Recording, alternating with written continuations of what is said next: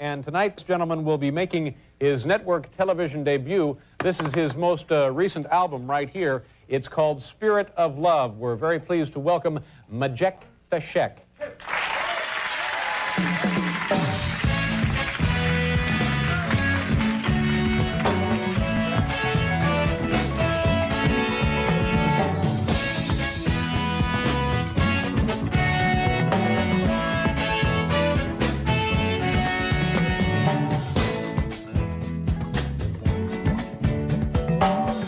Arise from your sleep, Africa. Rise from your sleep, America.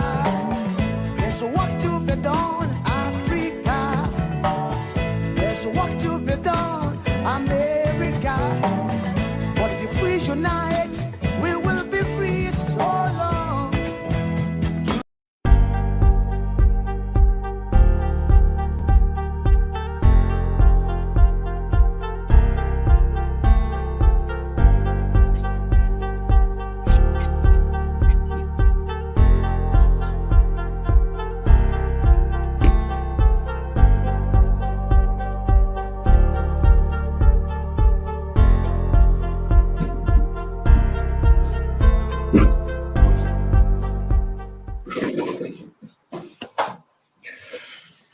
Good morning, good afternoon, good evening, depending on your geographical location. I am your host, aka Electricity. Thank you for joining this wonderful and glorious broadcast for today. I have with me special guest, Mr. Ade Edwin Adai. I will give the floor to him soon, so I just need to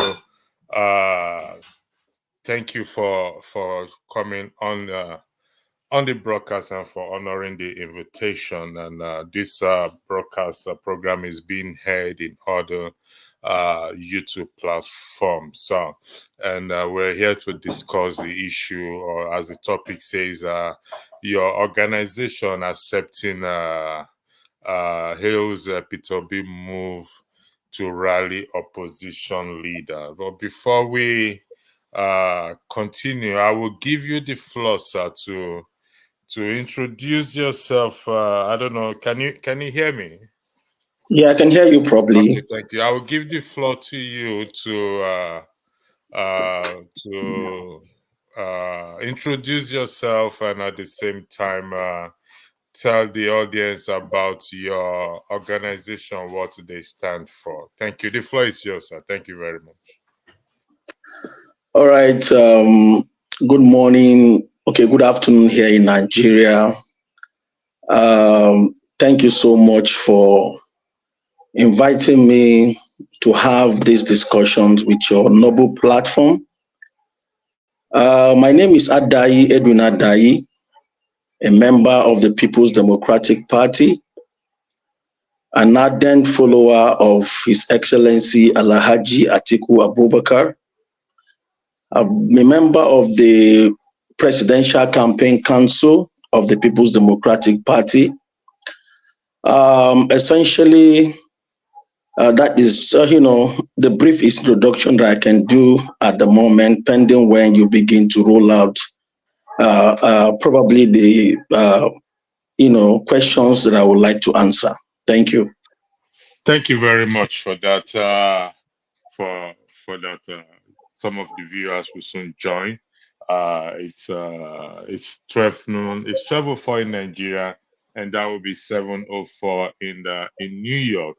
It's also 12:04 in the Republic of Ireland and in the UK, where most viewers are. The latest move by Peter Obi, your organization, National Consultative Front, hails it, kind of embraces this move. Could you shed more light on this Peter Obi move? That'll be my first question. There are other questions that will come in. Could you educate us on what this move is all about, please? Thank you. All right. Thank you very much for that very important questions. As we are all aware, the visit visit was all over the social media, all over the mainstream media. Ultimately, the purpose of that visit is strategic. If you recall, November sometime last year, when His Excellency Alhaji Atiku Abubakar, the presidential candidate of the People's Democratic Party in the last election, hosted the members of the IPAC, the Inter-Party Advisory Council of Nigeria, in a talk. And if you recall vividly in that conversation, he made it very clear that the Gestapo approach, the clandestine approach being adopted by the APC administrations to essentially turn Nigeria to one-party state is not acceptable. And therefore, there is an urgent need for the opposition party in Nigeria to come together and apparently form an alignment so that we can be able to, first of all, sustain our democracy and also be able to come up, on a very cooperative manner to begin to attack some of the abnormal policies of this administration, which of course has led a lot of people, wailing and crying.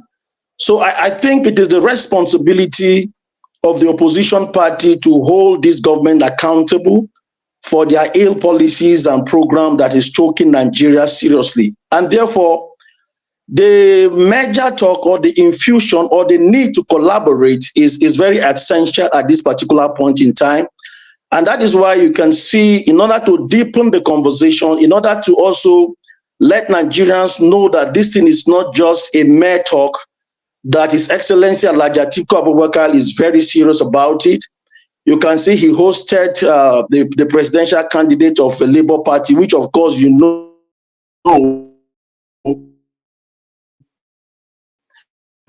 that him too, P2B, is a member of the PDP. And we're also stretching out the ANPP to see how we can strengthen this collaboration to form a formidable front so that we can be able to, cooperate in ensuring that we stand formidable in pushing our narrations and ensure that the opposition party voices are heard and amplified across board. Thank you very much. If I understand, so this collaboration is in respect to ensuring that the current party or government do not win 2027 general election due to the present state of the nation. Would that be correct, sir? Yeah, you are absolutely correct. Yes, it's one of the agenda among many. Do you mind shedding light on the rest? Are you privy to the rest? Well, if you recall, like I said earlier on, just to re-emphasize that indeed what His Excellency Alhaji Atiku Abubakar and P2B are doing is not just, it's just a statement to it's a serious issue, apparently. If you recall, in the last presidential election, if you have to combine the votes of His Excellency Alhaji Atiku Abubakar and P2B, the presidential candidate of the Labour Party, and the votes casted in favor of the NNPP, you will see that that vote alone is essentially up to 15 million votes, so to say. So, and if you look at it critically, that vote ordinarily should be the vote of the People's Democratic Party. If we have come together as one family, we would have beaten the APC administration blue-black. You see, so the combination of these three personality, these three political actors together pull a whopping 15 million vote and above. And you see that is not a small number, to talk about. That's a very huge number as far as this country is concerned. So we have already realized that indeed, we cannot go individually and win this election. The way the APC government has plunged this country into economic crisis is really something that is making Nigeria not happy with the current situation. So a whole lot of things is ongoing, and we look forward to seeing, the consolidation. We are reaching out to the zonal leaders. We are reaching out to so many leaders of thoughts, and subsequently, you are going to see more of some of these activities unraveling in the public space. Thank you very much. Peter Obi often addressed Atiku as his senior brother. Does that still stand? You see, that is not new. It's an African culture. It's synonymous to we the Africans. When you see an elderly person who man, you call him Egbon, my elder brother. If I see an elderly person from the Igbo extraction, I will call him my elder brother. Likewise, if you see any leader from the north, you will call him your elder brother. We are elder brothers. We are brothers and sisters in Nigeria, irrespective of the political affiliations, irrespective of the political interest. I think the ultimate thing is, first and foremost, we are brothers, regardless of our ethnic background, regardless of our religious sentiment and all of that. The most important thing is that we belong to an enterprise called the Federal Republic of Nigeria. And again, we are all politicians. So there is no enmity whatsoever. So it is high time for Nigerians to begin to understand that we belong to a different political party doesn't make us enemies. And I think the earlier we understood this brotherhood relationship that exists among us as a country, the better for all of us, as citizens of this great nation. Thank you very much. In 2023, Peter Obi was a member of the PDP. He decamped to the Labour Party for reasons probably could not be, allegedly cannot, it doesn't see himself being a vice president to Alhaji Atiku Abubakar. Strangely, he has now shook hands with him to form a coalition. What changes? Well, there is really nothing changes. In politics, there is no enemy. In politics, it's common interest. And I think, we also need to understand that there are divergent interests as far as the political space is concerned. There's what we call personal interest. There's what we call regional interest. And there's what we call national interest. So it's beyond what the public are expecting to see. I think what has changed is that the national interest is more paramount, as the case we are being confronted with in Nigeria today. So I think what really changed is that the national interest, which of course is the most paramount and the most important, is what has changed. Why did it change?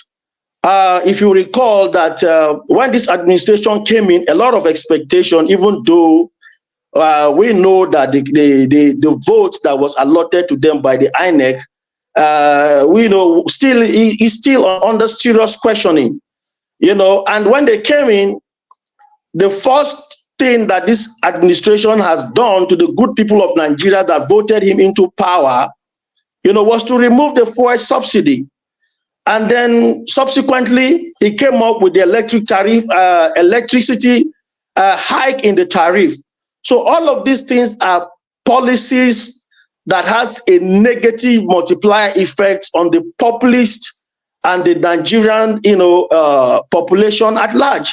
So probably what has changed is that Nigerians are disappointed. What has changed is that Peter Obi is disappointed. What has changed is that Alhaji Atiku Abubakar is disappointed. So the need for alliance, I think apparently it has nothing to do with personal interest now. It has everything to do with the collective interest of Nigerians, and also to see how we can pull the country out of the wood. All right, thank you very much. Yes, you referenced personal, regional, and national interests. The focus is on national interests. Now, this is a question. It may appear as if it's not a question, but it is a question. So this national interest, it wasn't there between Peter Obi or Atiku in 2023. Is that the case? Well, you see, in politics, the dynamism or the dynamics of politics sometimes defined as event unfold.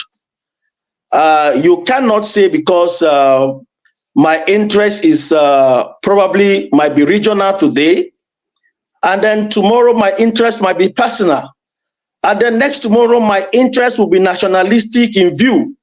So, what is really not static is that as events unfold, politicians are made to embrace new changes in line with the reality on ground.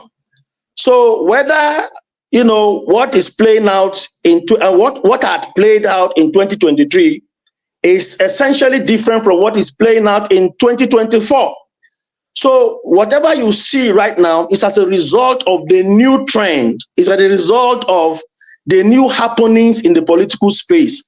And the only thing, that is permanent in life is change. So people are meant to change as events unfold. I think there is nothing big deal about it. All right.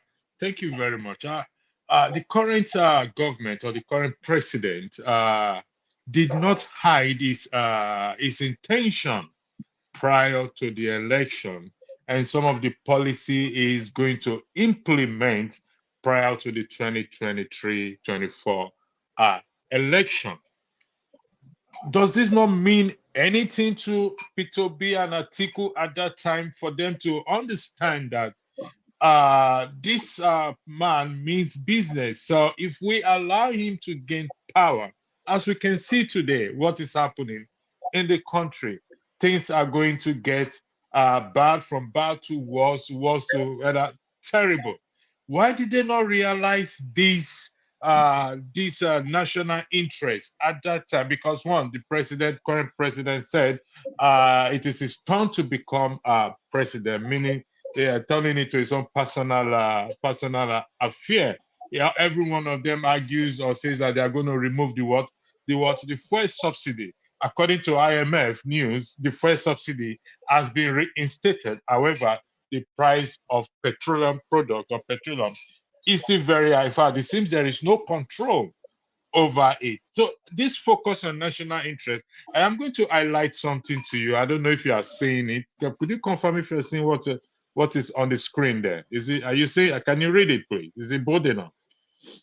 Yeah, I can see here. I'm trying to read it. I think okay. I'm seeing something. Yeah. I'll read it out. It seems not. Framework for Understanding Patriotism as proposed by Nathanson in 1997. And here it is. Nathanson argues that there are four main components of patriotism. Number one, special affection for one's own country. That this involves a deep emotional, let me readjust, yeah, better now. This involves a deep emotional attachment to one's country, which goes beyond a mere sense of belonging or loyalty. It encompasses a profound love and pride in the nation's history, culture, and achievements. Number two, personal identification with the country. This component refers to an individual's sense of identity, being closely tied to their nation. It means seeing oneself as a part of the nation and its destiny, where the nation's successes and failures are felt personally. Number three, concern for the well-being of the country. True patriots, which you represent, true patriots are deeply concerned about the nation's welfare. These concerns manifest in a willingness to work towards the nation's betterment, ensuring its prosperity, security, and overall well-being. Number four, willingness to make sacrifices for the country. This final component involves a readiness to endure personal hardship or make significant sacrifice for the sake of the nation. It includes being prepared to defend the country, contribute to its development, or make personal contribution in times of need. I think there's one more. Okay, that is it in terms of need. Now, I received a text message this morning that Atiku stated that he may step down and be vice president to Peter Obi. Are you aware of that, sir? Well, I first and foremost, that is a very wrong notion, is a very wrong statement. I have personally taken out my time to go through the interview, and particularly His Excellency Alhaji Atiku Abubakar talked about the position of the party. What he's apparently talking about is, if, for instance, we decide to merge, to downplay on our personal interest, just like some of the things you have read in the submission just recently, you can see that everything that has to do with nation building, it has to do with personal sacrifices. So when personal interest clashes with national interest, I think every politician knows that national interest should prevail personal interest. Yes, of course, we as politicians, we can go into politics based on personal interest or regional interest or based on creed or ethnic interest. But essentially, when all of these interests begin to clash, what is more paramount to us is the significance and the most important act of those divergent interests, which at this particular point is national interest. So what Atiku essentially meant is that, look, for the benefits of the country, for us to be able to come together and form a common front, for the opposition party to be able to amplify their voices, for us to begin to question some of the obnoxious policies of this government, for us to be able to collaborate and form a formidable force, fund our campaign and election to be able to rescue power from this APC failed administration, there is an urgent need. If it takes him as an elder statesman, as a political gladiator in the country, as a formidable force to be reckoned with, to downplay my personal interests over and above the collective interest of the nations, I will do that. That is what he meant. So I understand that some people who, of course, based on their personal vendetta, they want to twist a very nationalistic statement that His Excellency Alhaji Atiku has made, which of course is not the case. What he is apparently talking about is, we must downplay our personal interests over and above the collective interest of the nations. Of course, if you love Nigeria as a country, if you love this country the way some of us do, you will agree with me that what is happening today is uncalled for, is unnecessary. The primary function of every government is the security of life and property and welfare of the people. Let me underline that word, welfare of the people. I repeat it again, welfare of the people.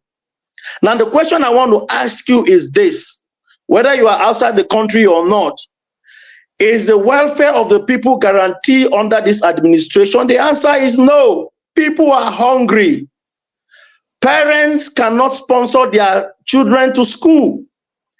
The electricity tariff hike has plunged the average Nigeria, what we call the middle class, into abject poverty. People are grappling to feed. People are grappling to fuel their cars. All of these things are major challenges. And truly, if we must be honest with ourselves, any government, any system, any organization who cannot guarantee this fundamental need of the people, whereby people can afford to buy food, people can afford to be secured, people can afford to sleep in their comfortable homes with their eyes closed. Any government who cannot, or whose policy is not targeted towards ensuring that these challenges are ameliorated, of course, that government has failed. So that is exactly we in the opposition party are saying. It is nothing new. Our responsibility as an opposition party is to question and to also ensure that this government does not rip our economy or plunge us into another economic crisis. That is what we are talking about. That is what His Excellency Alhaji Atiku Abubakar meant, not the other way around that they are twisting it in the public space. Thank you for that clarification. It's much appreciated. I'm going to highlight one of the comments sent here. It says Atiku can no longer be a vice president. He has already served 2 terms as a VP. Is that correct, sir? Of course, 1999, 2007. Okay, I just want us to get the record straight. If it's given 2 days now, he is a member of the PDP. P2B is a member of Labour Party. 2 different parties. If they are going to work together, who is good? That means Peter Obi has to, I don't know, maybe you will have more, not maybe, you have more insight than me. So if we're going to work together, that means Peter Obi may probably move back to PDP and be vice president to Alhaji Atiku Abubakar. Is that the case, sir? Well, you see, the conversation is ongoing. Leaders of the political parties are talking. When we get to the bridge, we'll know how to cross it. I don't want to preempt. I don't want to preempt or begin to go into this conversation deeper because I am just a member of the committee. Yes, our leaders are moving and they are talking, just like you've seen recently. The visit of His Excellency Peter Obi, the former governor of Anambra State, his visit to Alhaji Atiku Abubakar, his visit to Saraki, his visit to Sule Lamido, all of these are leaders of the opposition People's Democratic Party. So the conversation is ongoing, the discussion is ongoing. At the appropriate time, all of us will get to the negotiation table. The sacrifices here and there are expected to be made by all the parties because in the negotiation table, everything is allowed. So there is nothing that is fixated in the political space. It's not a cast in stone. Whatever agreements or disagreement in the past, there is always a way out. I think the most important thing is that we are looking forward to seeing a safer Nigeria. We are looking forward to seeing that Nigerians can afford to feed. We are looking forward to seeing that farmers can go to farm without fear of being kidnapped or being killed. We are looking forward to seeing where food can be on the table of an ordinary man. We are looking forward to seeing a situation where workers can go to work. Their wage bill can be able to take them to their various offices and back. I think all of these things are germane issues that we are talking about. So it's really, or let me say, ultimately has nothing to do with personal interest. And of course, when some of these issues are tabled, when some of these issues are being discussed, I am very sure that most of the leaders that you are seeing today, I have this strong will and believe that they will make such sacrifices for the interests of the country, which of course is the ultimate prize that any patriotic leader or patriotic Nigeria can do for the benefit of our nation. Thank you very much. I understand that either you are not in position of some information or don't want to divulge because you see it as early days. When we get to the bridge, we will cross it. But many Nigerians may not agree with you on that. In that, given to what is currently going on in the country, which you've already highlighted, they want hope. They're looking for hope. They're looking for something they can hang their hope on prior to 2027.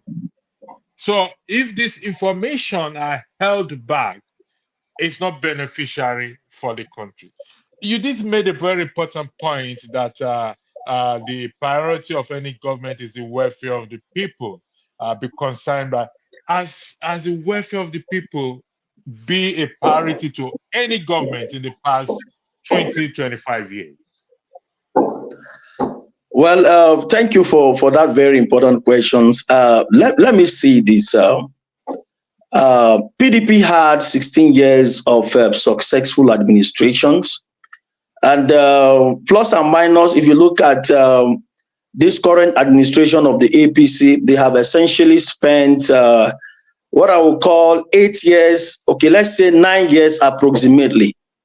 The question I would like to put forward across to you is, has the life of Nigerian better off compared to the 16 years of PDP administration?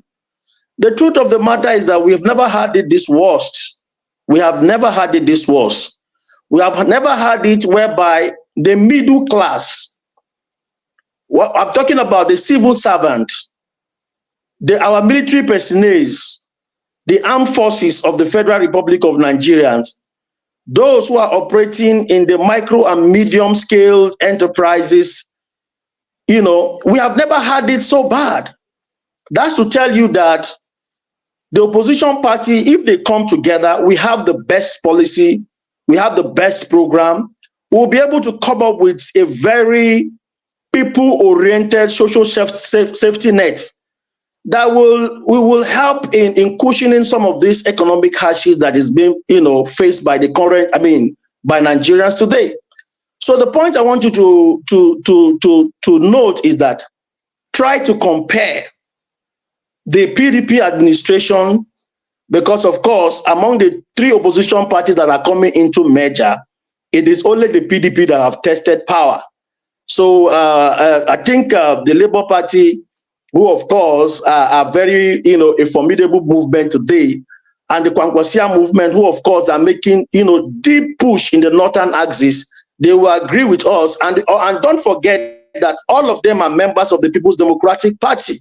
So for me, if we all come together as one family, the most important thing is that all of these leaders in the opposition party are already been shaped by the ideology of the People's Democratic Party, which is anchored on the welfare of the people. Do you understand? So there is no need for us to begin to have difficulties in the fusion, because the ideology of the Labour Party is synonymous with the ideology of the PDP, even though there are little differences. The ideology of the NNPP is also, because all of these leaders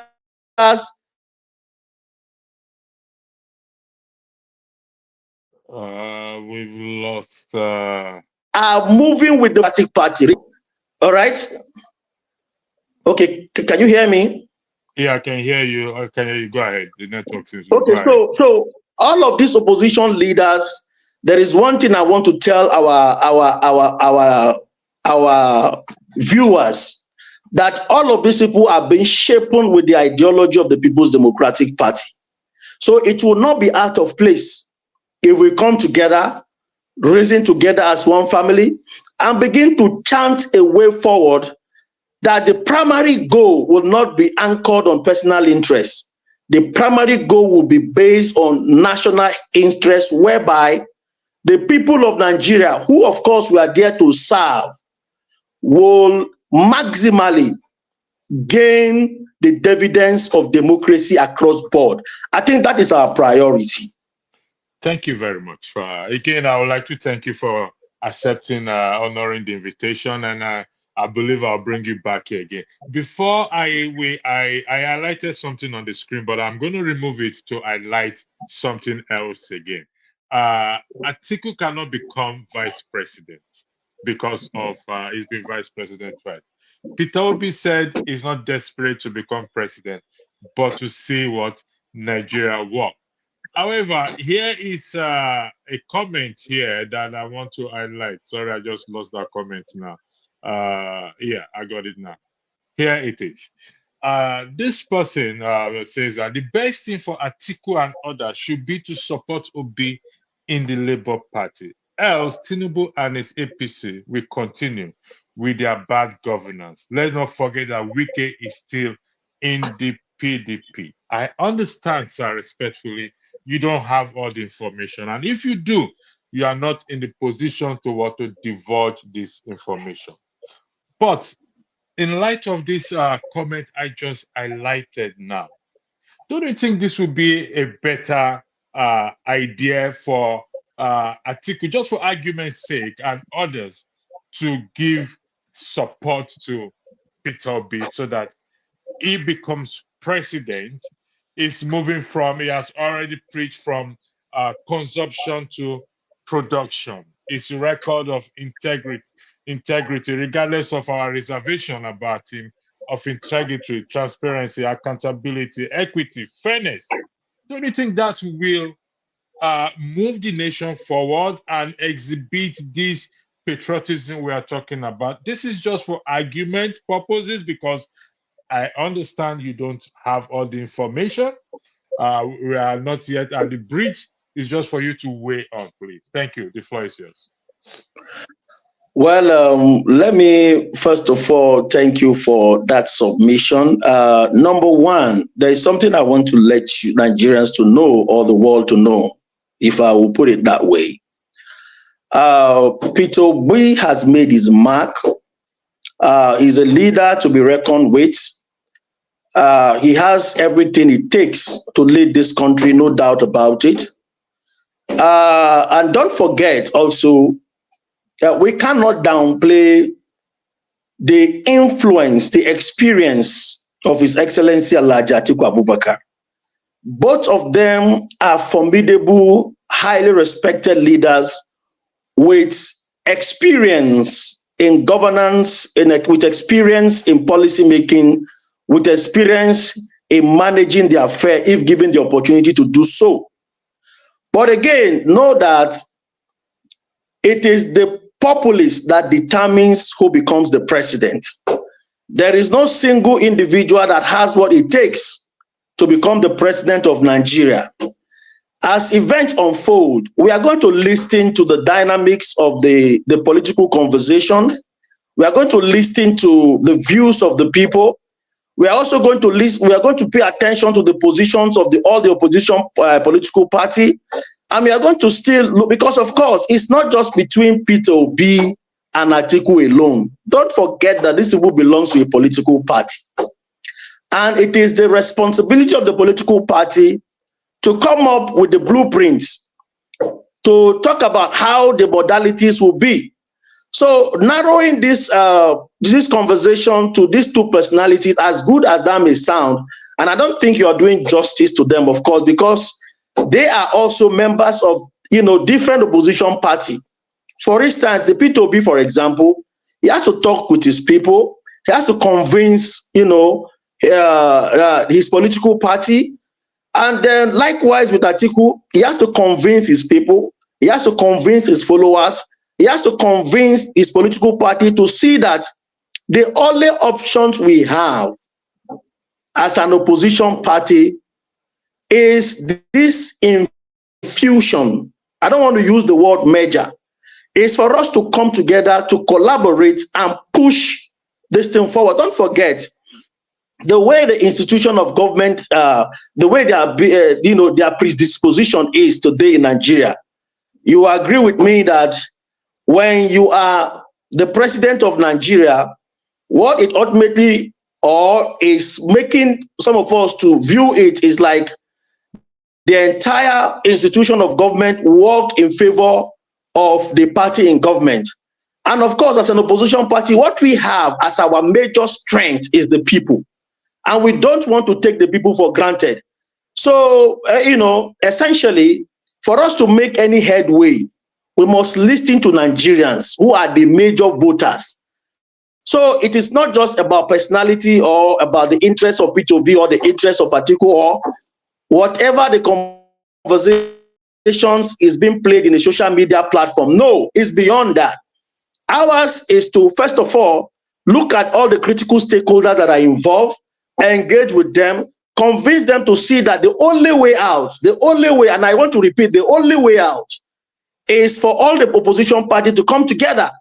Because even the INEC, from their antecedents and what they have done in the past, we don't trust them. We don't trust them that much.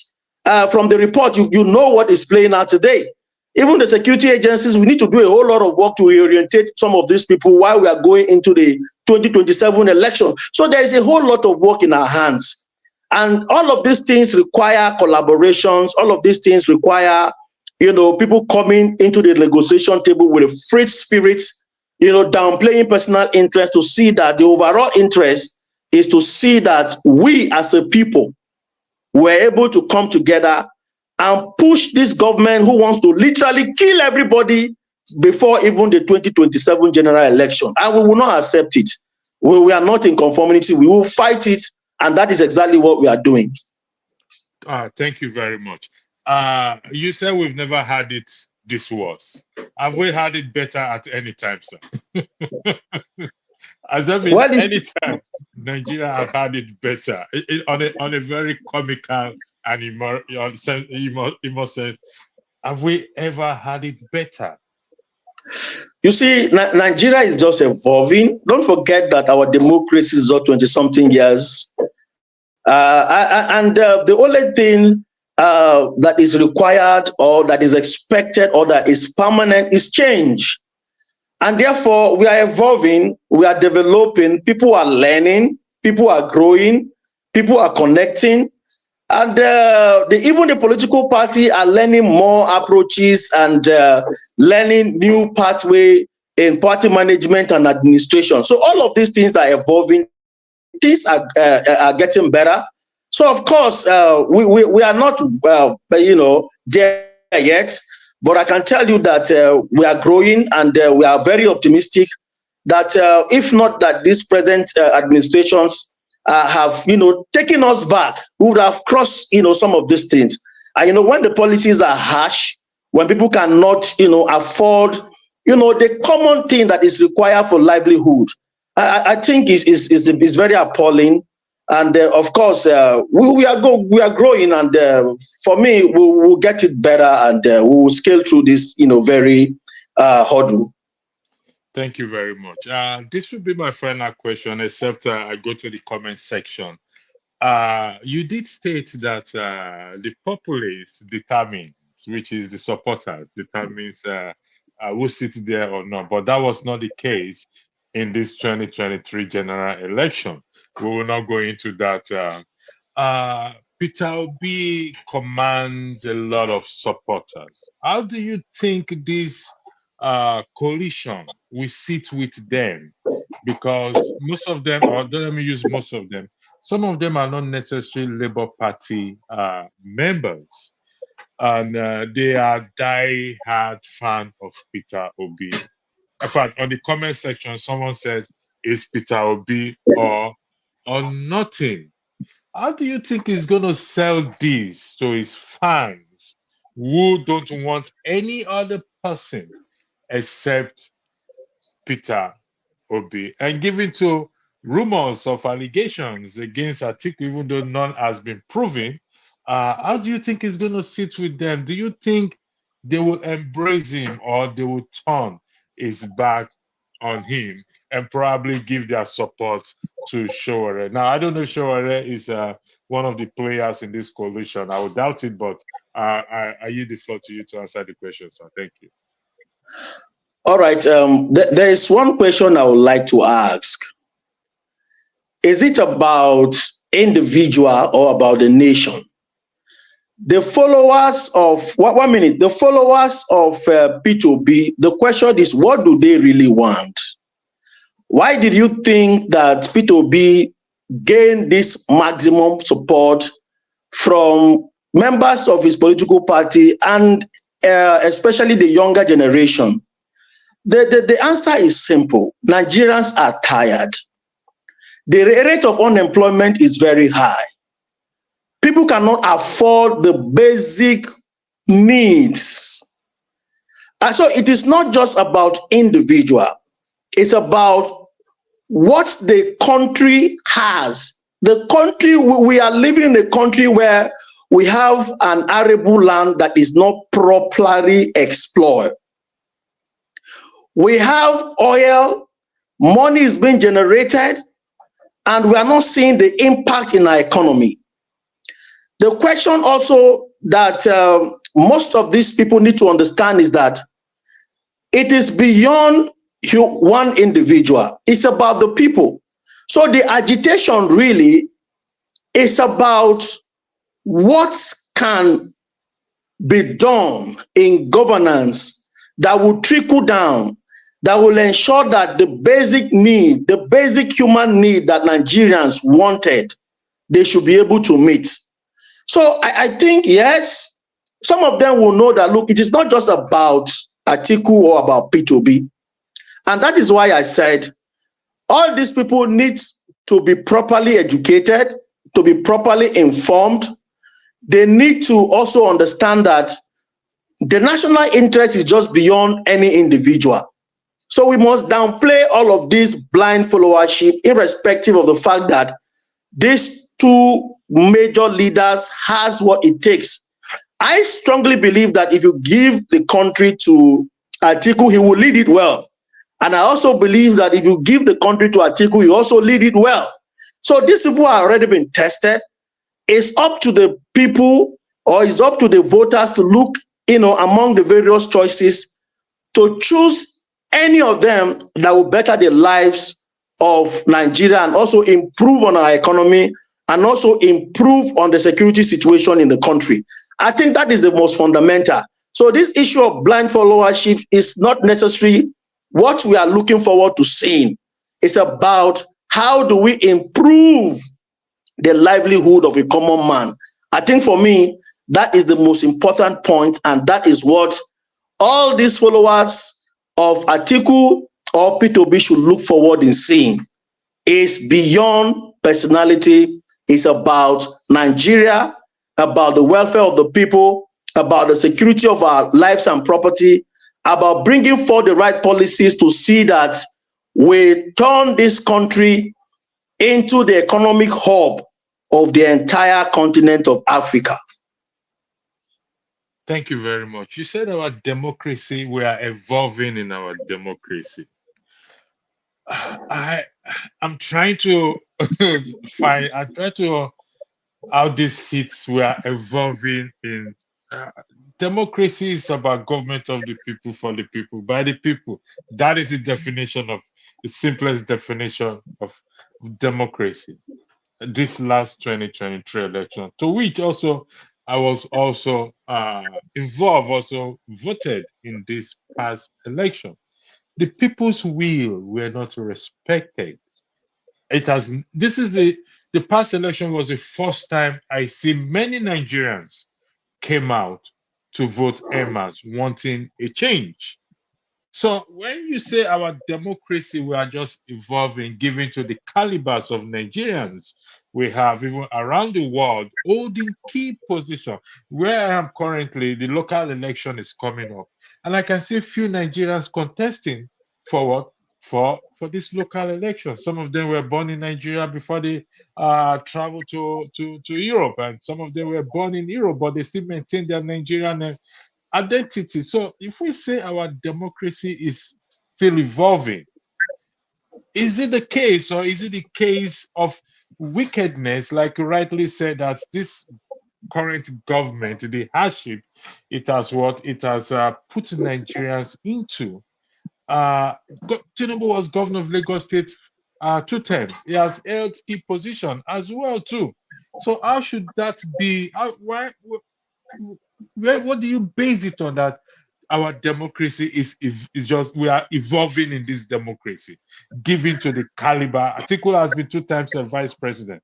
It is alleged that he holds oil block as well too. So how is it evolving? Evolving from where to where, and when will it ever evolve? Thank you. Well, first of all, let me correct that last statement you made, that he has an oil well. I think you need to do your allegedly. Okay, you need to. Okay, that's why you need to do your investigation properly, so that we don't misinform the populace. Secondly, you talked about yes, I stand by my proposition that indeed our democracy is evolving. Why do I say so? You talked about people outside, the shore of Nigeria who are, basically contesting election in various offices. Yeah. The point is that, do we have this caliber of people deeply participating in the politics in Nigeria? The answer is no, very minimal of them, if there is any, because the last time I checked, I'm a politician. I hardly see people from the diaspora participating in active politics. I think most of the time they are only on social media. They are not coming actively to participate. That is number one. Number two, if you check democracy, compared our democracy to the US, how many years have they practiced democracy? That's if I could recall, it's more than 200 years. Same with the UK or the British, as the case it is. So our democracy is pretty young because, of course, we are meant to make our own mistakes. Part of the mistakes you see is what you see that is playing out within the system. So you cannot compare our democracy with some of the Western country. Of course, we are just 20-something years old, which is pretty young. So if that is the case, we are open to learning. We are open to opening up our space for the right people, for the intellectuals, the technocrats, and some of the people we have in the outside the shore of this country to say, look, it is high time, having acquired those knowledge, having acquired those experiences, is for us to bring them home and translate some of these experiences that they have had in outside the shore of this country into the practical politics. It's not just enough knowing what to do, it's about coming to practicalize what you have known. And I think to the best of my knowledge, there is no political party in Nigeria that is restricting anybody. The recruitment process is literally free. The mobilization process is literally free. So I think instead of some of them to say, no, we haven't done well, I think we have done pretty well. It's just that what you just see is a little pocket of inexperiences on the part of this present administration to bring forth the right policies that will cushion and also help us to improve in our welfare. I think that is just the missing link. We are doing our best, and I can tell you for a fact that we are trying, even though we are not there yet. Thank you very much. We did not agree on how long I will keep you here. I don't know if you could stay beyond 1 hour, or we should make it a 1 hour. So I don't want to keep you longer than necessary. I also don't want to abuse the privilege of having you on this platform, because I'm going to bring you back. Because as you speak, questions comes, and those in the comment section, I often do comment section because they are my family. Anyway, those in the comment section. So do we do another half an hour, 1.5 hours, or you want to leave it at 1 hour maximum? Well, if we are not repeating questions, and if we are talking something, I'm not going to repeat. Okay. Let's just take it a little bit further, so that we don't, we don't, especially those who are, listening to us. We need to give them the information that is necessary for them to know the situation in the country. And so if that is the case, no problem. Let's extend it a little bit further. All right. Let me put this question to you. You reference America being 200 years old, the UK, another country. Is there a timeline for democracy to grow or mature? Is there a timeline for democracy to grow? You see, this thing has to do with the manpower capacity, the ability to make tough choices, the ability to bring forth the right policies regardless whose ox is gore. I don't want to dip into the global politics, where of course we know the hands of some imperial forces who are essentially choking some policies in Nigeria. Of course, if you know rightly, you understand that there are so many treaties that is not in the public space that has ultimately made or downplay the performances of some of the political office holders. Those are issues to be discussed in another time. But of course, there are so many forces that is combating. It's not just the mismanagement, the corruption, the maladministrations. There are a lot of forces that is combating, with the tenet of democracy in Nigeria and in Africa at large.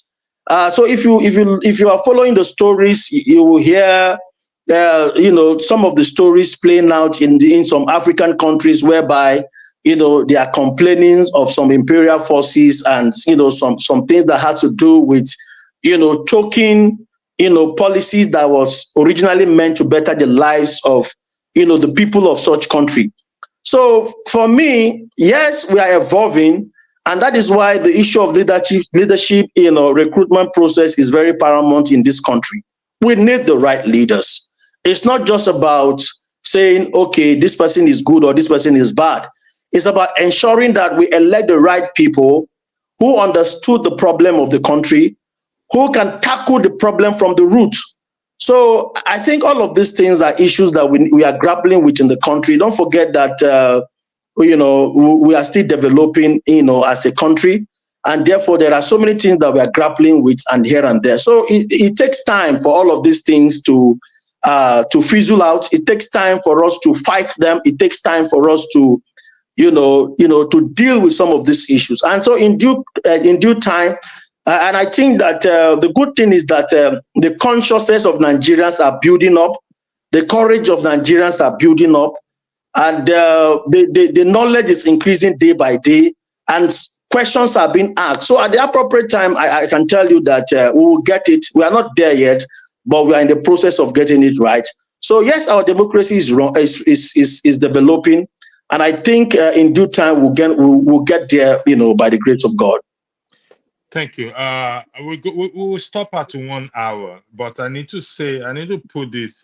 You did not answer the question asked if there is a timeline for democracy to grow or mature. You will agree with me that Nigeria. Now you can't put a timeline. You see, it's not like a project. It's not like a building. You are building it. It's not like a project where you said, okay, we are building a skyscraper, and therefore plus and minus in so month we should be able to build this thing to the lintel, or to be able to finish it and furnish it with the necessary material. Democracy or politics don't play that way. There are a lot of factors that is militating in the political space. You have to deal with the issue of religion. You have to deal with the issue of ethnicity. You have to deal with the issue of reorientating the people. You have to deal with the issue of personal interest. You have to deal. So all of these issues are a lot of challenges that we need to deal with. So you saying we should put a time limit to it, I don't think you are being fair to the politicians and the country at large. I'm not saying we should put a timeline on it. I asked a question based on your argument referencing America and other countries. Reason why I asked this question is, you will agree with me that Nigerians, we have brains, we have intellectuals in Nigeria, not just outside Nigeria. I don't know which word to use to describe us, but we are blessed also with natural resources as well. And we hear every day of money being stolen or being misused. So that's why I asked the question as to, is it democracy or outright wickedness? That's why I'm asking. That's why I asked that question. I am not saying there's a timeline, because at a certain point when you have a child, you expect that child, when he gets to a certain age, to behave maturely. Not, they say a fool at 40 is a fool forever. Nigeria is over 40 years old now, and we'll be practicing this democracy I think since 1999, when the Constitution was written, or far beyond that. So when are we going to get it right? That was why I asked the question.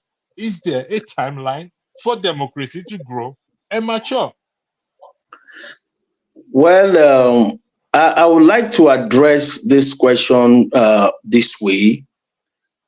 Number one, you talked about Nigerians having the right people, intellectuals who are doing very, very well outside the shore of this country.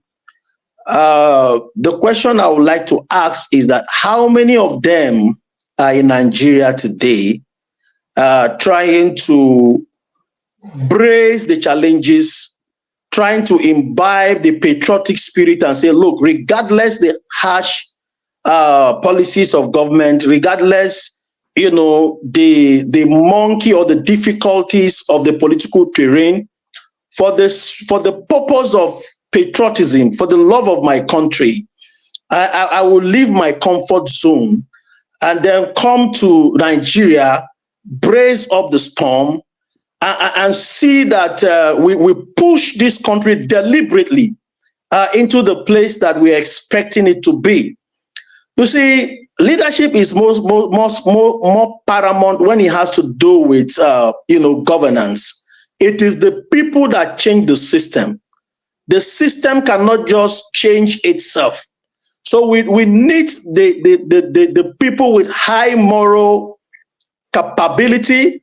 We need the highly educated people, because, of course, if you look at our political space today, with due respect to those who are, active politics and they're holding strategic positions in the country, you will agree with me that it is not the best of us that are holding some of these, positions in leadership.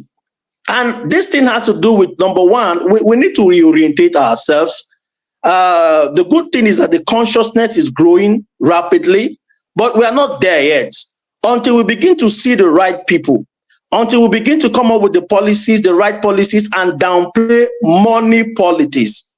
Because today in Nigeria, it is those with the financial war chest that determines eventually what happened. So we should also know that without finance, you can actually be in active politics. What actually determines the decisions or the change of mind from the populace is the ideology or the ideological belief that leader is upholding. So we need people with ideology. We need people with superior ideology. We need people with the right mindset. We need people who are incorruptible to fill up this space. So we cannot be there complaining, pushing up narrations to make it look as if all that has to do with Nigeria is for the wrong reason. No, the truth of the matter is that we have the people. So we need these people to come on board. We need our best brain to be the president of Nigeria. We need our best brain to be the ministers occupying and holding brief in all the ministries and parastatals of governance. We need our best brain in the legislative arm of government, both the gray and the green chamber. We need our best brain to be as governors of respective states, as local government chairman. So the governance is all encompassing. There are so many gaps to fill. There are so many space. And if I may even add to what I've just said, the political party today in Nigeria, the question is it ideological driven? If the political party are not ideological driven, who are those people with the right skills of managing the political party? Who are out there that are supposed to be here to help us in strengthening our party system? So all of these things are all encompassing. And until we begin to deal with some of these issues, truly we will still be complaining. But like I said, a whole lot of work needs to be done, and we are doing our best to see that we do the right thing to position our country as the most formidable country in the continent of Africa. Thank you very much. I am done with my question.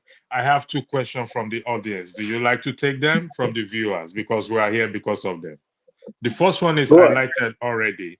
The power to appoint INEC chairman rests with the president. Mahmoud is still the INEC chairman.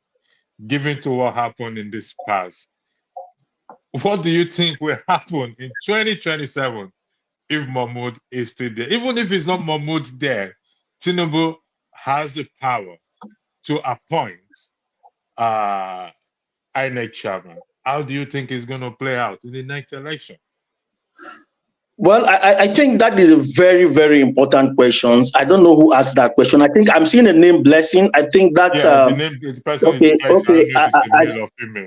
okay. All right, I see the name Blessing. I think for me as a politician, I often debate about, or I often criticize the recruitment process of the INEC chairman. For me, like the saying, he who pays the piper dictates the tone. We don't expect the presidency should be the one to appoint the INEC chairman, or probably send him to the Senate for ratification, because of course he who employs it's a clear, moral question that anybody who employs you, consciously or unconsciously, you will find yourself, being loyal to that person. So for me, I want to believe, and I think the National Assembly, if possible, they can do something about it. Let it even be that the INEC chairman, for instance, if I will give my own suggestion, I want to look forward to seeing a situation where every zone can present their best, a person of integrity, and then we elect a delegate, probably a delegate from the political parties, so that they should be the one to elect the INEC chairman.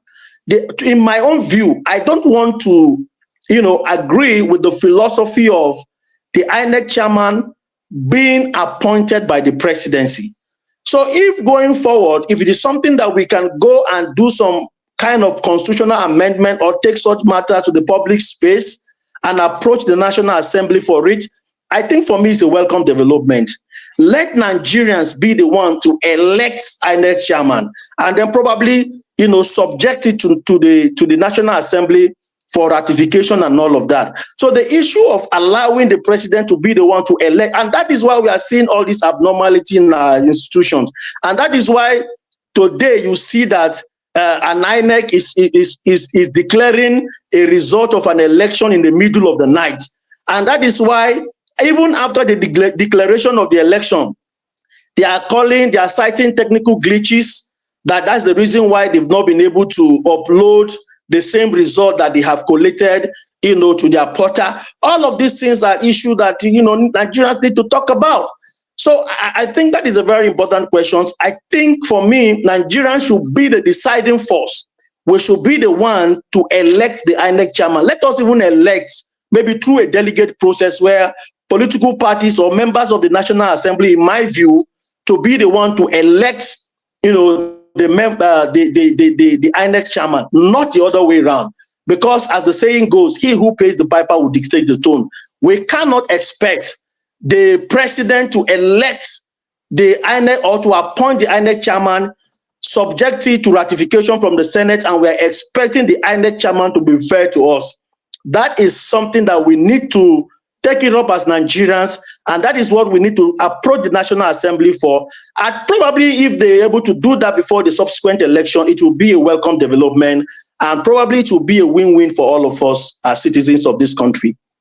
Thank you very much. I will bring you back here again for this amendment issue. You've already weighed in on the second question, but I'm going to say I liked it. You've already weighed on it. It says, can't we push for amendment of the Electoral Act to make electronic transmission of results mandatory and result in IRF a valid vote? So you've already weighed in on that. So I will bring you back here, please. I'm putting this invitation out now for us to talk on the Constitution and its amendments. Some people oppose. Some don't say the Constitution is a fraud or whatever it is. But you made a very important point, which I've also echoed over time, that it rests on the people to do a lot of things, and to take the country back. The people, which is you and I. The people means the people, particularly those on the ground. Again, I want to thank you for taking our time to join this broadcast. And I will let you go now, but I will give the floor to you for your final word before I let you go. The floor is yours, sir. Thank you.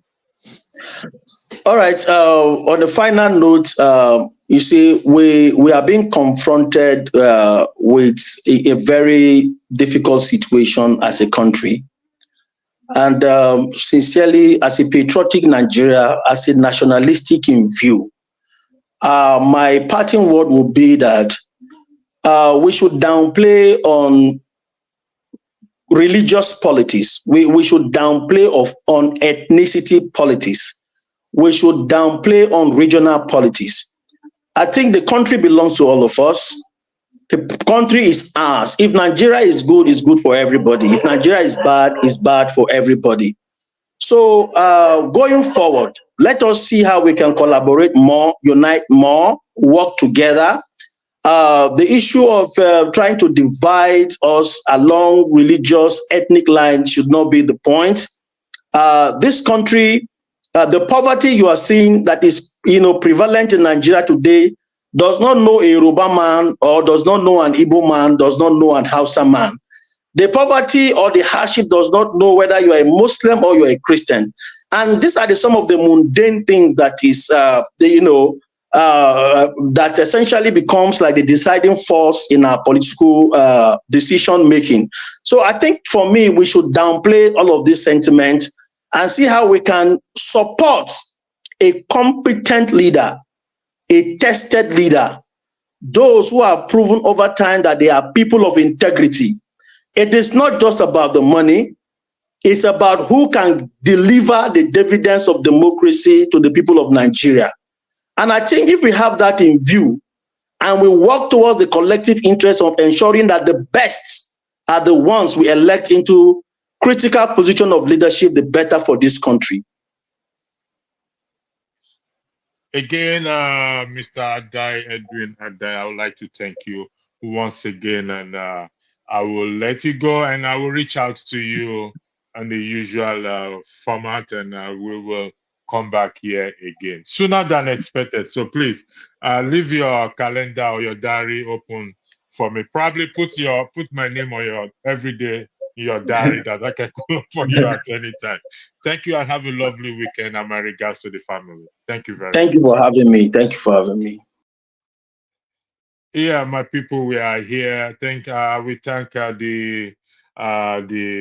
guests who came to join us. And now in the comment section, my people, in the comment section. Sorry, I didn't highlight everyone's comments. I only pick questions because I didn't want to keep the speaker, our guests, longer than necessary. So we can stay here longer than the usual time. There's another broadcast coming up, I think 5 p.m. The usual broadcast will be here 5 p.m. So don't hesitate to join. Just join, and most of you have already weighed in on what I was supposed to highlight this with Wiki still blessing. I mean, blessing. I don't know who you are, but thanks. I want to thank everybody for your comment. Your comment in respect to the INEC chairman is very important. And also this one also with Wiki still in the PDP, article will not scale through. And the PDP already has. So how would they deal with Wiki? I mean, like you said, we will know in the coming days this visit. I am skeptical, like a lot of people are skeptical, but let's hope they will be able to help us our skepticism over what is actually going on, because the way things are going, the dollar right now or the pound, it's nothing to write home about. And for the every day it seems there is no control over the fuel price again. IMF said the subsidy has been reinstated back. The subsidy removal. Yes, I'll send the link. Yes, sorry about this. I should have put the link. Let me put the link, Daniel. So here is the link for those of you who wants to come on the platform. I've sent the link, so you can come on the platform. Daniel Oyemachi, the link is there. I've just sent the link for you, and those also who wants to come in briefly to have this conversation. There is no control of fuel price anymore. It's up to 900. In some places, it's 800. Some places, it's 1,000.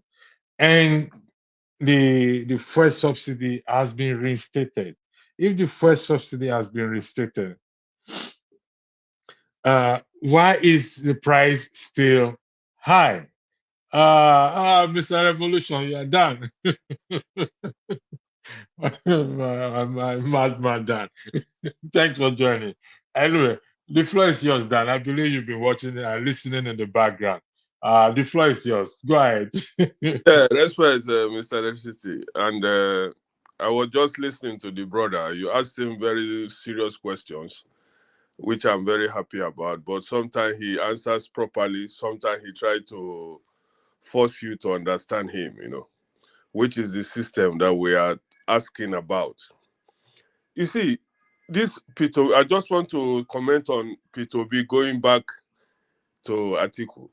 That is what is, you told him it will discourage so many of us obedient, genuine obedient. We are not just obedient. There are some of us who are genuine obedient.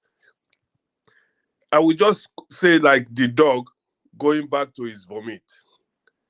Because you should remember that Obi left that party because Dan, let me highlight it. I already wrote it down, so you should know that I didn't want to highlight it just before. Look at it here. As a dog returns to his vomit, so a fool repeats his folly. It's an aphorism which appears in the book of Proverbs. You see, when I saw it first, this is what came to my mind. I yield the floor back to you. Thank you, Dan. Yeah, so I didn't even see it, but thank God that we have the same opinion, So you have to ask something, because you were asking that brother. He spoke well, no problem. But this is the problem why I just chose this revolutionary name that I'm using now. Somebody was so greedy. He changed the whole format of PDP because of greediness. And that caused a lot of commotion. In fact, that problem Atiku did was why Tinubu is in power today. That is why Nigerians are suffering today. Because that was what pushed Obi out of that place. And that was what caused Wike. We can be blaming Wike today. I don't like him. But these are the things that people like that say, Naso, okay, if you say Naso, it go be make we spoil everything. And they have spoiled everything. And now, Obi, who, I don't think Obi underrates himself. You know what I mean? He's disgracing us, the obedience. He doesn't even know how high he is now in the Nigerian politics. Now, because they want to remove Tinubu, you leave people like Showore, positive thinkers. You leave, and let me just take you back again. This was why I said that Aisha Yusuf, that is coming up today, I'm this, I'm that, we are talking everything, we don't have government. Fine, she can say what she like. But they brought, remember, they told us that Jonathan was not good enough, he was bad. And they gave us the devil they know in Buhari. And you saw what we are going through. And this is what Obi is repeating. Okay, just so because we cannot stand alone, Nigeria, they will tell us Nigeria complicated, this is that. It's better I go back to the same devil I know that is greedy, and he cannot even succeed there, because when the nitty-gritty comes to it, Atiku will never step down for P2B. You understand? And then after deceiving the people again, he will now go back to Labour Party, or they will scatter everything again, waste our time, put us to talking distance. Nigeria is like, there's some houses in Europe today. All of a sudden you see them, they will demolish it and rebuild it, because the location is paramount, it's a top notch. Nigeria location is a top notch. We cannot just, in fact, I was sleeping when you came in, and I said, my man, he said, let me listen. And all of a sudden, I could not sleep again. I'm so disappointed by P2B trying to go back to where he left disgracefully. You understand me? Going back there for what? Is Atiku the only person in the north? You have a very good vice president, vice running mate what's his name again? Very brave man. You don't think of people like that. You are going back to Atiku. No, you told that brother that he's alleged to have an oil something. He's telling you should check facts, as if Nigerians are fools, as if we don't know what is happening in that country. Let me just relax a bit before I bite off my tongue. All right, John Abba, thanks for joining. Happy Saturday to you, and I hope your week went well. The drama unfolding. Atiku, P2B visiting Atiku. I don't know if you listened to we had a guest earlier before. I don't know if you listened to it, but if not, how do you think this is going to play out, John Abba? Yeah, Good muted. morning. Yeah, go ahead. Good morning, Electricity, and Good morning. Dan. Good morning from this end. Um, I think I listened to the guy. He is a politician. To me, it's no different from the old ones. It's another. If any office he will occupy, he will be worse than anybody in our new generation. He talked about the diasporas are not getting involved in politics, or they are not die hard of Nigeria. That is unbelievable. Uh, Today he came here because diaspora care about Nigeria. That's why you hosted him. So for him to be that dishonest and not value the impact of diasporas in Nigeria is another politician that have a sweet tongue. So he can think the way he think and say whatever he says, eloquent, but he is no different from any other fitty politician out there. That's about him. On B, going to Atiku. Remember, if you Ovie talked about it before. If you remember in Rudolph show that there's a coalition building up that Atiku and Obi will come back together. Um, it depends on how you view it. I think Obi have no backbone enough to tackle the influence he have is too much for him. He couldn't manage it. I said it here and over there. But the diehard of Obi think that, oh, he can. Yes, you give him all the momentum. You give him all the support he needed, but it's not, it doesn't have what it takes to catapult it to the next level. So he need another support from Atiku like it is right now, trying to build a coalition.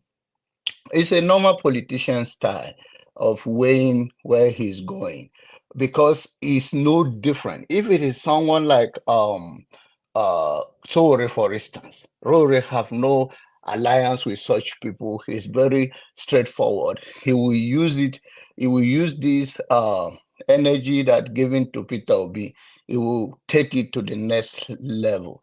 But then, like I said, he's a politician. He weighed the options before him.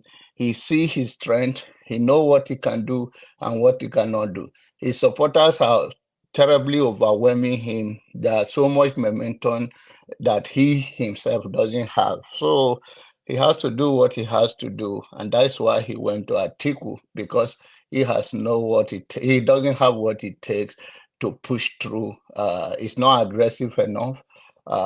He's a polite, articulated speaker. He sells well, but sometimes you sell something you don't have, and that's what he's facing right now. Thank you. John, before you go, how do you, I mean, what actually made me to run this broadcast is, let me highlight it. Ike, Victor Ike, you have to give permission to your video and audio for you to be connected to StreamYard. It said device not connected. I know you're trying to join, so if we ask you the question, just give permission, or maybe it's your network. I don't know. So I highlighted this earlier: the brotherhood versus the obedient. This is not about Bobrisky, please. I mean, what's his name? What's that guy's name that sang the song? What's his name again? What's that guy's name that sang a Bobrisky song? Can somebody remind me? That Nigerian guy now, that singer. I've forgotten his name. Yeah, I know the one from Abeokuta, but He was arrested a few days ago. Oh, the singer. Yeah. Was arrested a few days ago for buying a car and not paying the money, the complete money. So this is the brotherhood. Peter Obi and Atiku. People, I know Mama Ho, and a lot of people complain about him addressing Atiku as his brother. There's nothing wrong with addressing anybody as your brother, as your senior brother. But I don't know the attachment there. How would they sit with the obedient? Because these are die-hard supporters of obedient and they don't want Atiku. So how would this play out? How do you think? Let's for argument's sake, how will Peter Obi be able to convince them, if that is the case, that they are forming a coalition they want to make? How will Peter Obi be able to convince them to come on board with Atiku, John? He will be able to convince some of them, but not all of them, because he is going to tell them all he's doing is to make sure that the country do not go through another painful 4 years.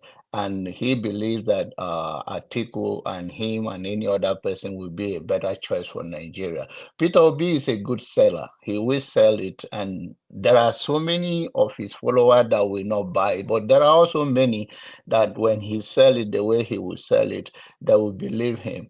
And like I said, Obi, I believe he's a good guy. He mean well, but he does not have what it takes. So he need to build that alliance with someone that he knows that he have the experience. He also have, if we go by the number of the election announced by INEC, if we go by that number, you will see that Tick will lead him by few number, or it depends on how you want to look at it.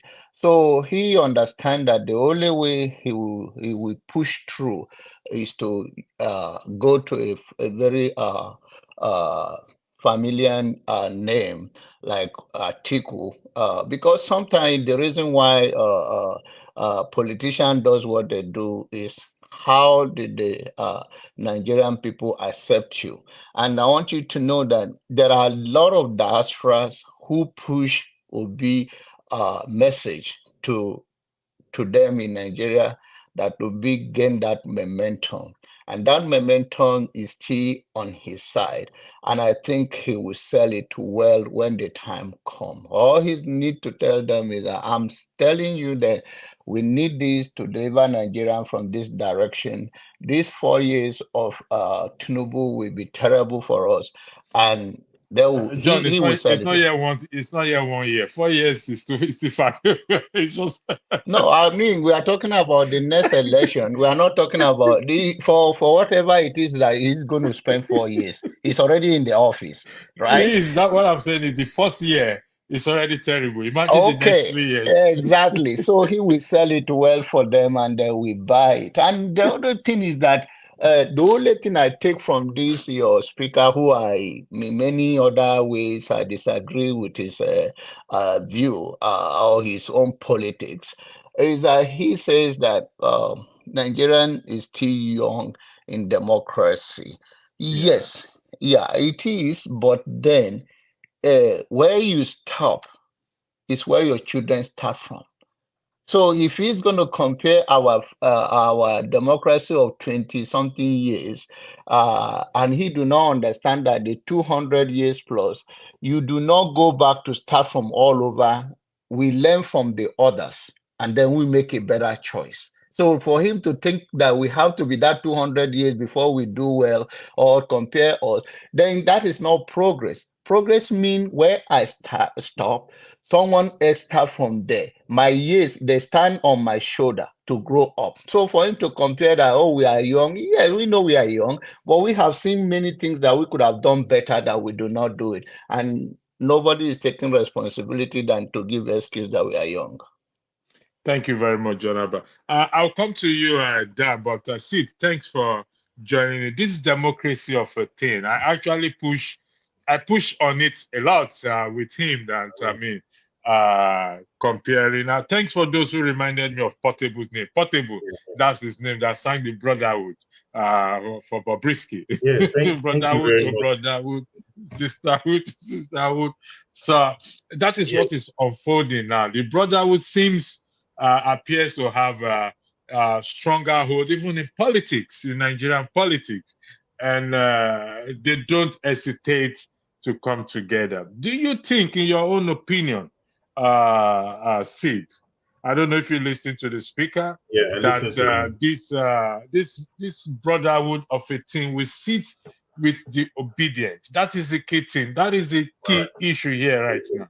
Good Do you evening think to it will all sit the well with them? panelists, Ronaba, and all the guys, and also electricity. And yeah, good discussion with your guests this evening. However, I think a lot of times we overflog issues. We're overhyping the polity. Definitely, first of all, we need to build where we're coming from. All right. This was the P2B that they said there were 4 people in the room tweeting. This was the same man. And suddenly, in few months, he built a movement gathered around him that is still formidable. And that movement is currently the only opposition movement in Nigeria. Everything that happens in Nigeria, that movement is solidly behind him. That movement is solidly speaking. Now, let me tell you, Atiku is a sinking ship already. Reasons why I say this. Number one, the PDP that Atiku is gathered around is already seriously fragmented because there is a Wike whom he has not been able to remove in PDP and remove his henchmen in the PDP. So, and he knows, see, politicians they have data, they see the momentum. He knows that Peter Obi is already creating a lot of inroads in the north. Especially this. Sid, sorry for it. Sid, hold on 1 second. Mazi Prince, are you driving?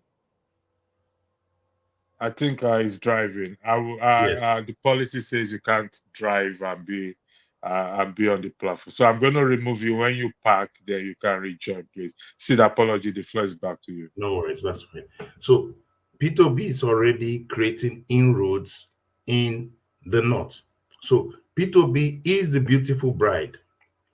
Peter B, as it stands, has close to 6 to 10 million obedience solidly behind him. And his numbers are growing by the day. As the hunger increases, invariably his numbers are increasing. So Peter B understands that I'm the person that is in the driver's seat. The window is shortened for Atiku. He has the last window he has is 2027. So Atiku needs to back down. If you look at it in the past few months, that's when Atiku started ramping up some level of opposition because his main base is fragmented. Kwakwanso is already sold out. Kwakwanso is sold out to APC already. So Obi needs to also understand and work alongside the ecosystem. You can't expect that there's a discussion going on and then you will not bring the man that 10 million people are behind him. for discussion. But let me put it out there, and I can put so much around it. 2027, Peter Obi has to be on the ballot.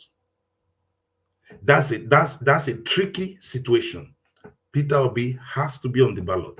If Peter Obi is not on the ballot, what will happen is that he will lose his political strength, and that's it. He will never gain that political strength. And he knows that clearly. He's a man that understands that this is a time that is meant for him. So Atiku has to now decide whether he wants to become a patriarch. Atiku has to decide whether he wants to now step up into a different stratosphere politically without contesting, but backing someone that has the momentum. So a Peter Obi will not close the door to that kind of backing. But when people are seeing this engagement, they are seeing it on just a normal level. And some people say, oh, Peter Obi will not be president. That's irrelevant. What is relevant now is they are looking for political relevance. And as it stands now, even APC understands that the person that they have to deal with in 2027 is only one man, Peter Obi. And they know it. That's why everything they do is to shut his system down. Unfortunately, even all the paid spokespeople have not been able to contain the movement. They've not contained that movement. They've not contained it on the media. They've not contained it in any way. They keep making mistakes. That error, that why they are error prone, especially the APC media machinery is so error prone, is because they are trying to catch up with a very savvy, obedient media. The obedient media is very savvy, very nimble, and they are finding it difficult to keep pace. So the truth is this: Obi has been in the narrative. He has followed through his program. He said he will be the face of opposition, and truly he has been the face of opposition. What we are seeing is Atiku realizing that there's a drowning ship in PDP. Emeka Ihedioha is out with his whole block out with Imo State. The Southeast is fragmented in PDP. The South, there are a lot of issues. The Wike and the Fubara factions, there's infighting. And Atiku is finding it difficult to hold down the house. And that is the reality. So Atiku needs to find a pathway to create relevance. So what we see is good. Is good. But I tell you, if you take a step back, Peter Obi is in the driving seat. And obedience don't need to panic because his name will be on the ballot. That is the truth. Here is I know I'm going back to the past. This is about the nation, about Nigeria, regardless of how we feel. And this issue about Nigeria has been there. One thing about Tinubu is he did not hide his intentions prior to and after. So, I mean, why couldn't they work together at that time? I'll explain. The reason why they couldn't work together. I'll come to you. I'm just taking sit down. Go ahead. They couldn't work together at that time because Peter Obi was an unknown quantity. So Peter Obi was somebody that has not tried the biggest political office on his own. So nobody expected that somebody will swing from the flank and have a go at the political big behemoth, which is PDP and APC. So he was not taken serious. And so he decides, but Peter Obi understood, could smell the coffee, that Nigerians, especially the younger folks, had tilted and were ready to have a go against the established political behemoth. But the big behemoth felt we can deal with him.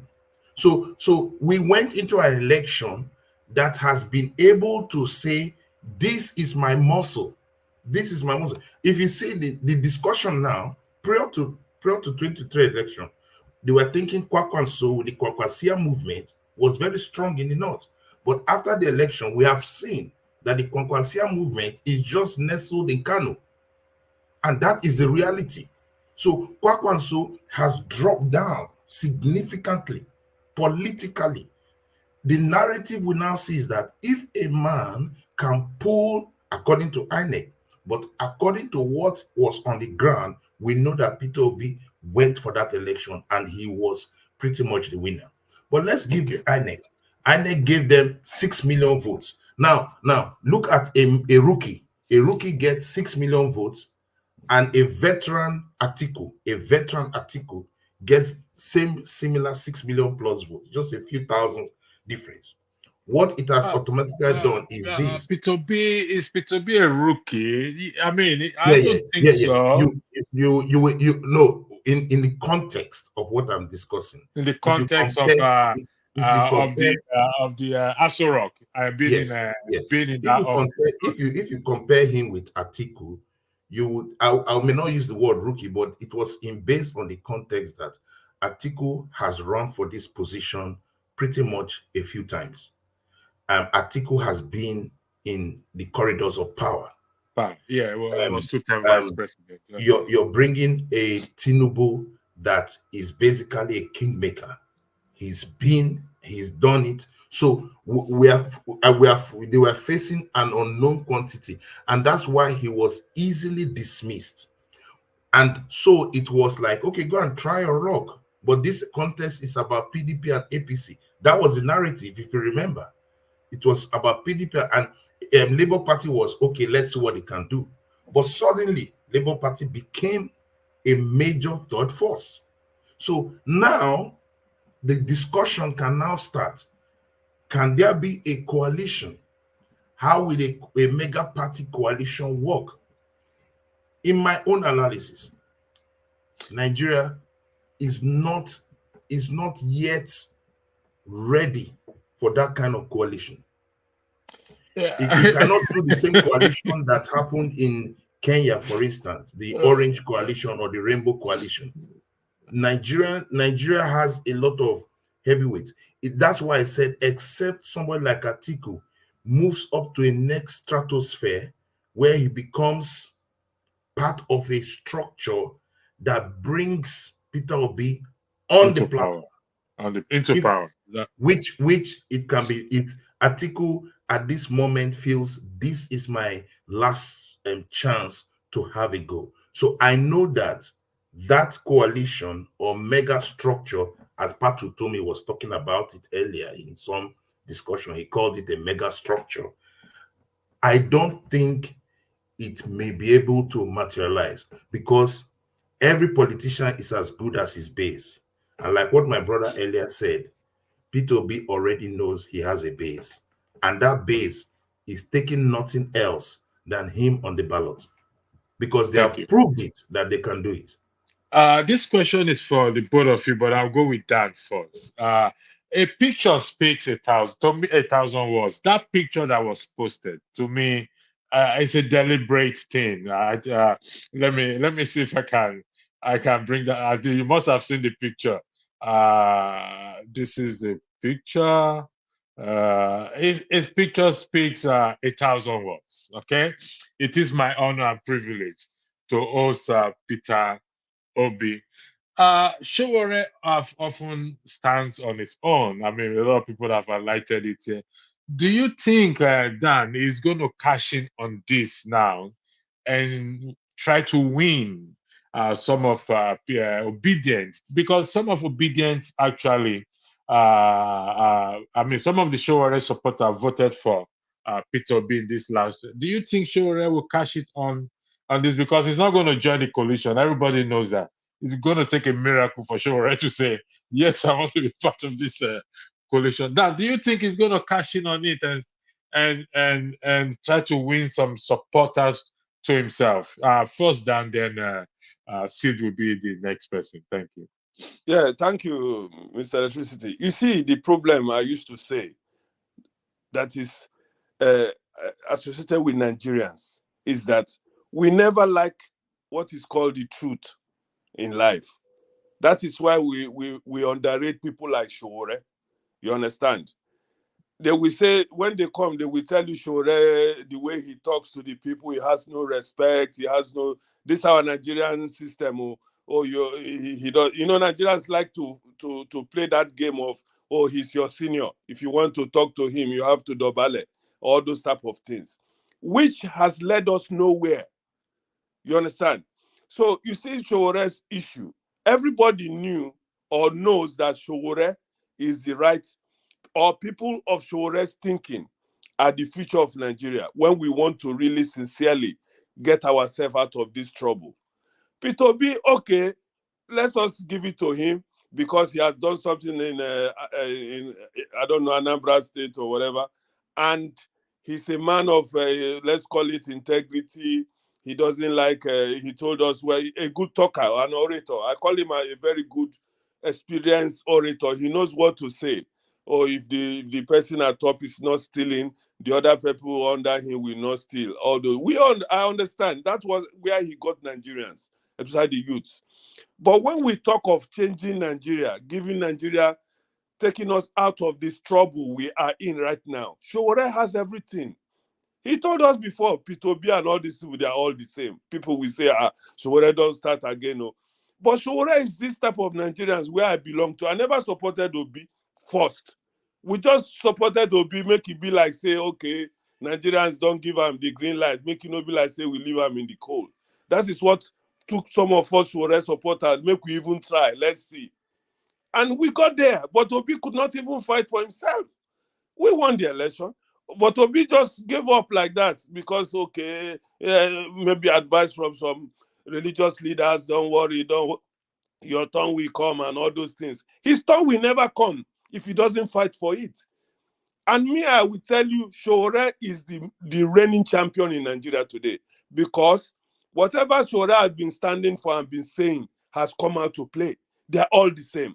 How can you imagine P2B going, look at the headline now you just showed us, shaking hand with an enemy, somebody who cost him, who pushed him out of PDP. You go there back there, like you just mentioned the last time, the dog going back to his vomit. You got it. You were spot on. These are the people who made P2B what he is today. Atiku pushed out to be there. Even this wicked noise is from because of Atiku. And you go back again and make a national headline shaking hand with an enemy. For me, Showore, if Nigeria wants anything good, we should turn the obedience. As I'm telling you now, the obedience you have to rethink, and we have to choose the next person and give all our vote to Showore. Period. Thank you. I don't support that at all. See, the floor is the floor is yours. My reason, my brother Dan, just listen. I listen to you. So there's few things I want to say to rebut that. First of all, in any organization, even if it's your organization, you tell somebody, give me your CV. I want to see your CV so that I can give you a job. All right. We ask, Showore has done great things in his private life, which is good. Great things in terms of being a social critic, which he does very well. So I understand that. But we're talking about governance. We're talking about being an astute administrator in an arena that is mixed with politics and different dynamics. And that is the challenge with most Nigerians and the Showore message. And I always ask all Showore supporters, if you drill deep down and you confirmed it, most of them voted Peter Obi. Why? Because they could see clear-cut track record. And that is what sells elections. You need to sell your message. So my advice is Showore needs to think again and say, okay, how do I sell my message? How do I sell my message? Because everything in life is about perception. How do I sell my message to those obedience so that that whole momentum can shift to me? That's one of the things he needs to think about. So I don't think there's always an issue. And then this issue of, okay, you always will attack and obey. The truth is this: politics is about engagement. Politics and leadership is about engagement. Even your enemy, you draw them closer. You cannot be on an island and isolated and expect that a very multicultural, multi-religious, multinational nation like Nigeria will tilt. Nigeria is very centric in thinking. Yes, we have our various persuasions, but the bottom line is we want something that works for everybody. Everybody needs to be part of this big pie. And so Sowore must begin to rethink his message. It's not about, oh, he does not respect them. That's not my problem. I feel that he needs to rejig his message and begin to communicate that message to Nigerians. And I tell you, if Sowore had got a political position, maybe as a governor of a state, which he has possibilities of becoming, or like he's a governor of Lagos, contest for it, build your momentum and get it. And let us see administratively how you can shift things around Lagos. I tell you, it's an easy sell. And I'm not saying that he cannot go directly for presidency, but he must have to adjust his messaging. That is very, very important. Going to 2027, the question is not whether Peter Obi handshakes somebody or doesn't handshake somebody. Go and read the books of Obama.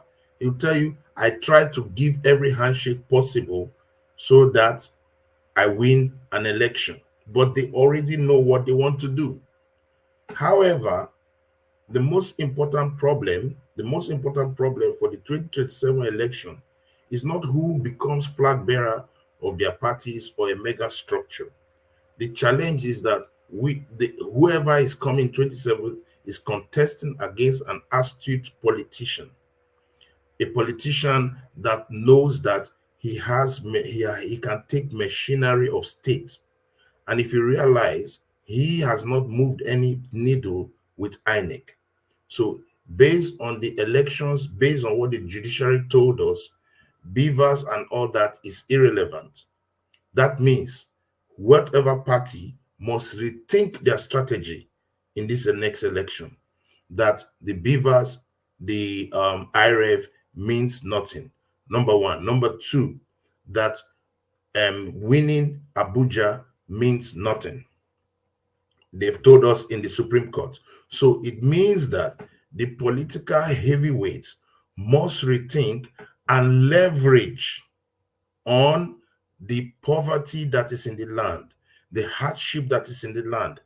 And that is why the North has been crying, and the northern elements, the Jigawa man, Atiku, and the Northern Elders Forum, with the little man from Kaduna who has been sidelined, there's already a growing animosity in the North. The question is who can leverage on it. And that is why when they saw Peter Obi making the move of digging his boreholes quietly, in making incisions into that northern pie, they have to react. They have to call him. They have to find ways to bring him to see what can happen. So this political game is very vast than what we think it is. So for now, and I can assure you, Sowore should not waste his money. He doesn't have the momentum. And sometimes in life, somebody must accept it, that I don't have the momentum as it stands now. Please, let me just interject, please. Okay, go ahead. The floor is open. John, thanks for stop driving. So thank you very much. Go ahead, yeah, John. my brother is making a point, which is the trouble of Nigeria. Because if you follow the Nigerian situation, clearly, I'm not just saying following the momentum like he's trying to portray, which has kept Nigeria where we are, and we continue to point that arrow down. Nigerians have not started suffering when we keep saying the momentum is what we need. The problem is the system that we are following, and which many educated Nigerians, sorry to say, we come so low and we tell you this pattern is what Nigerians supposed to follow. This Nigeria is a religious blah blah blah. Is this in such a society you have to touch everybody? That is why Nigeria is not making a step forward, because we condition ourselves saying na so Nigeria be, na so things be. You have to follow it. That is why we don't make a progress. And when somebody comes in with a new game, P2B played it a little bit, but people like Showore and so many other people, when they come and tell you this system is not working, it's either we break it down and set up a new system. You will find so many Nigerians, they will disagree with you. They will find many ways. Go and become a local government chairman. Go and become this, which they know you can never do it. They will never give Showore a chance to even become even a secretary of anything. Nigerian system will not even give him. Let me finish, brother. Nigerian system will never give Showore or people of Showore's type to even become a governor. And you will come and tell us, let him go there. How? They won't let him go there because the system doesn't want change. And they will keep us down. Can I ask you a question on Showore? Can I ask brother, you a hold question? on. So that you can answer it. So that you can answer it. Okay, let me hear the question. The question I want to, Showore has a party that he was chairman and president. Yeah. All right. I'm asking you, in that kind of scenario, is it the right scenario for party politics? Because that's where you look at the man, his party. How many Showore supporters are actually registered in the party that Showore is? Let him build that momentum for us. Is this a question or you're making? Yeah, I'm asking you. Okay, let me ask the question. I know the question was coming, because anytime people want to stop a change, they will never see anything good in the change. They will tell you that nobody's registered. Who is registered in Nigerian party politics today? Is it because of what they are telling us? The only people registered in PDP, APC are the leaders of that party, the caucus, the people who run everything. No common man is respected. We just follow them. When they give you your own 5,000 or 3,000, say baba and all these type of things. But Showore, what we are talking about, people like Showore, Alhaji Danti, let me include him. These are people who have come and said that this system is not working. Don't forget, Alhaji Danti told us that if he had the opportunity to be on P2B's step, he will take a different action. I hope you heard that when he said it. The last thing he told Nigerians. But he don't want to be like he's betraying his principle. He backed out. These are people who have this what we are telling you, that if you keep saying that this guy don't have momentum, or now make we leave him like that, he go change. Nigeria is a divided country. We need somebody to hold us together. My brother, Nigerians are ready. I can promise you that we come in 2027, we will still have this type of people stay in that power. They won't come, they won't do anything for us. Nigerians will keep crying. Dan, let me ask you this. Let me ask you. You just said what Sid is saying is let's go by what you always talk about, revolution. Let's say, for argument's sake, that is what Showore wants to go by. He still has to build momentum. Don't you think so? Excuse me, Showore has built enough momentum. There are a lot of people. A lot of people. Think so? The people who don't like Showore are the people who think that Showore is a small boy. Okay, if he has you're assuming. No, we hear from people like you now. Let's give it to that. Let's give it to that. I don't hate Showore. I don't hate Showore. I think he's doing. Listen. That's why he didn't listen to me. Me personally, I don't hate Showore. You people don't give him a chance. What does it mean by giving him a chance? He has shared his message, and I looked at all the candidates, and I feel that his message does not resonate in certain areas, and we all have the right to make a choice. And so if we don't choose a Showore, doesn't mean that he's a bad candidate. It doesn't mean that. It just means that maybe for one or two reasons, I may not feel he's the best candidate for this particular job. So, but what I'm trying to say is that Showore has a party, and I believe that the backers of Showore, the supporters of Showore, should begin to rally around his party and begin to do that grassroots mobilization of messaging anti-corruption, of messaging. You see, this thing about messaging, sometimes we think it's by shaking the ground. No, sometimes you can be an activist, but you get guys that can release your message. It's very important.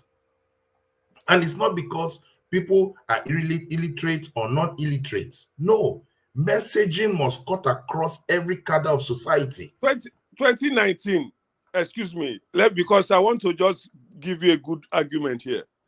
No, nothing personal. It's okay. 2019, Showore went around almost the whole 36 states. I don't know whether you followed him. Yes, because when you people say that Showore is not getting to the grassroots, I just keep wondering, how do you mean? What okay. I'm saying, I didn't say he's not getting to the grassroots. I'm saying it's just like when people criticized P2B and said his message is not getting to the north through the transistor radios. You know, when Atiku said that, the man had to rethink his strategy for the north. It's not that P2B went around the north. He went around Nigeria almost how many times? But messaging is a different business. You can go around, but your message needs to trickle in. And that's what I'm saying. What again do you want Showore to say? Not him. You see, that's the problem. It doesn't have to be Showore. It was not working alone, brother. Showore had many people who were going around in their own. These many people is what, that's why I'm saying, at the end of the day, Showore's message, for most of us, we have heard it. And then we juxtapose it with other people's message. I think there's somebody who has a better message than Showore in this condition of Nigeria today. Yeah, I feel Peter Obi's message has an edge. Okay, where is Peter Obi today? He's ahead of Showore.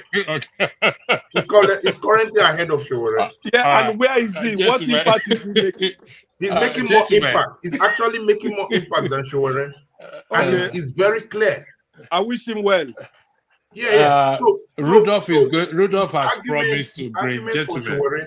For me, I'm saying, if you are a Showore backer, I wish him well. I'm not only Showore's backer. I believe that Showore's idea is the only thing that will liberate Nigeria. That's all. I don't think so. You can't say gentlemen. Rudolph has promised to bring. It's not the only thing. See, hold on 1 second. Rudolph has promised to bring Showore on this platform, and I think the day it will come, a lot of people will have questions for him. We love Showore. At the end of the day, we love him. He's a Nigerian. He has rights to contest. Before I ask the last question, gentlemen, let me allow CM to weigh into this brotherhood versus the OBD. I don't know if he was listening to the guest that we had earlier. Then I'm going to ask, because there's a key thing we've highlighted it, but we need to beat on it, which is INEC. And the ruling party has control of INEC, whether we like it or not. And for the fact that they have control of INEC, you know what happened? So it has to be addressed. Here, the floor is yours.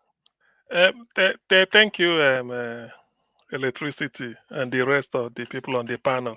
Before I even say anything, who are the brotherhood? Because just for okay, I know I've heard of obedience. People that follow P2B's philosophy. Let me highlight something for you. And this is the brotherhood. Look at them shaking hands. Can you see CM? Okay, you said this, brother. This P2B and the article. Yeah. So when you say okay, P2B and the article, brotherhood, then P2B is part of Obedient now. Obedient, are they not the followers of Obi's ideology? No, this picture is recent, okay? Yeah. I think it was this week or last week. Remember, they could not work together in 2023. P2B left PDP and went to a Labour Party. Now they want to form as allegedly, let's put allegedly there, because none of them are really come out. The speaker that came on board didn't say this is what they said, this is what they did not say. So we have to put out the truth there. But Picture, they say, speaks 1,000 words. You will know that yourself. CM, you've read a lot of books. They couldn't work together in 2023. No, the thing is, I'm seeing something like, if you ask me, let me approach it this way. I'm seeing something like a regret. This is my own opinion. What do you But mean regret? Regret from who? who is regretting? Atiku. Exactly. Please. Atiku, and How? I'll explain it because I know people Please will. do. I want people to counter me. Or else One, they're going to bite your head off. you see, one.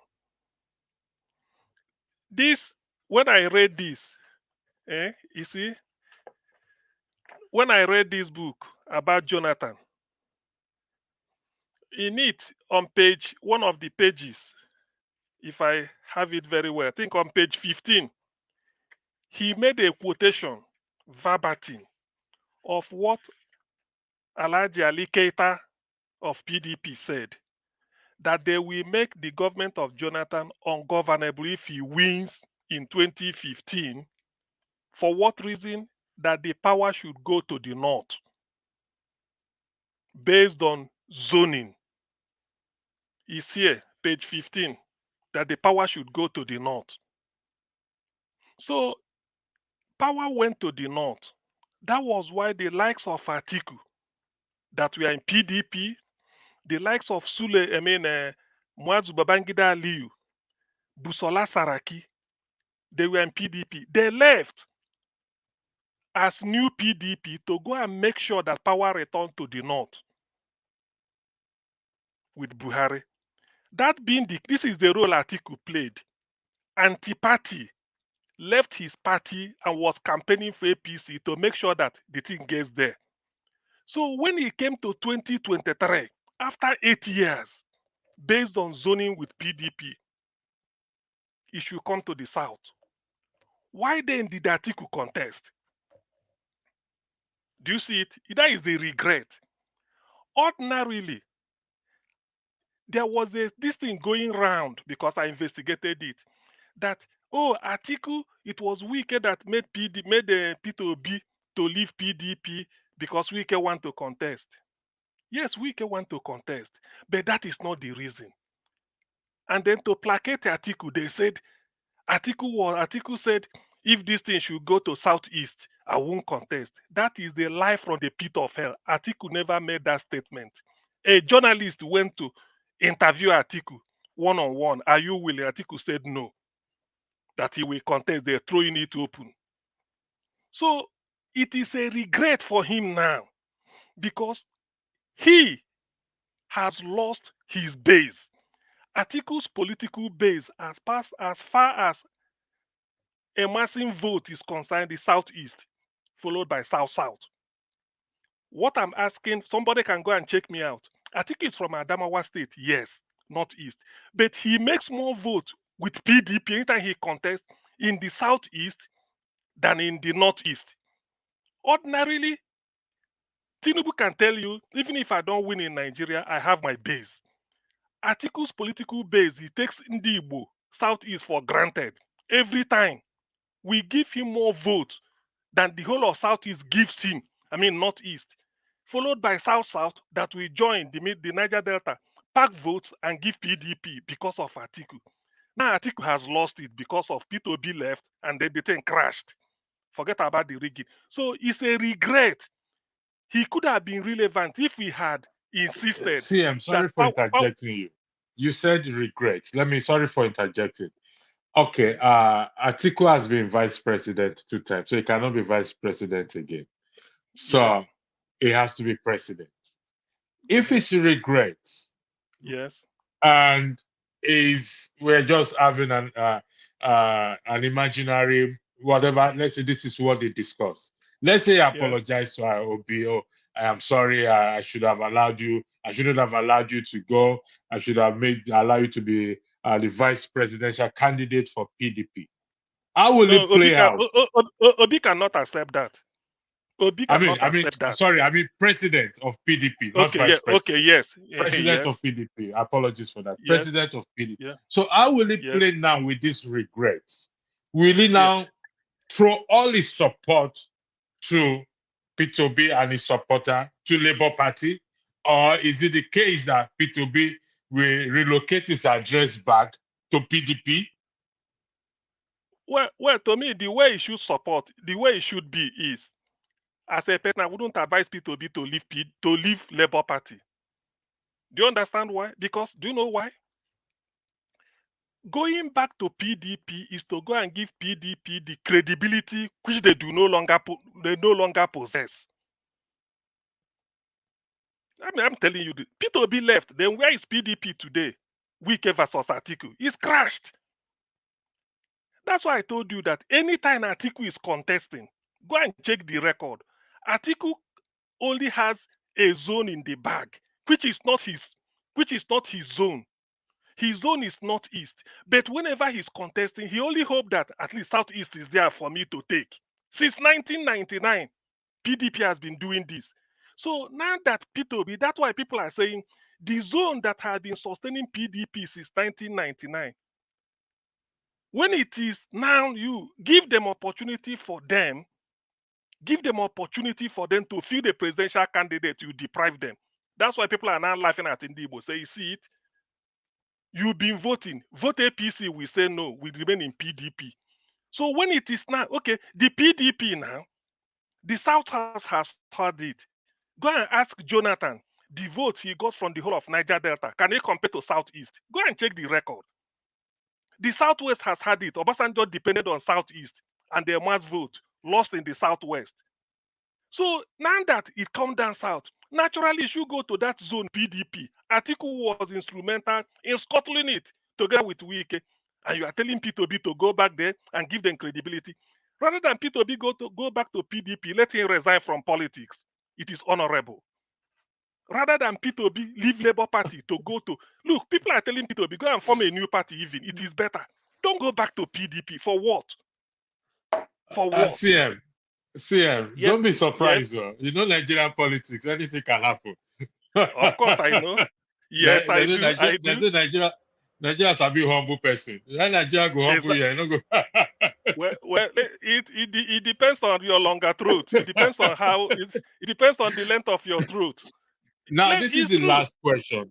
Oh, sorry, CM.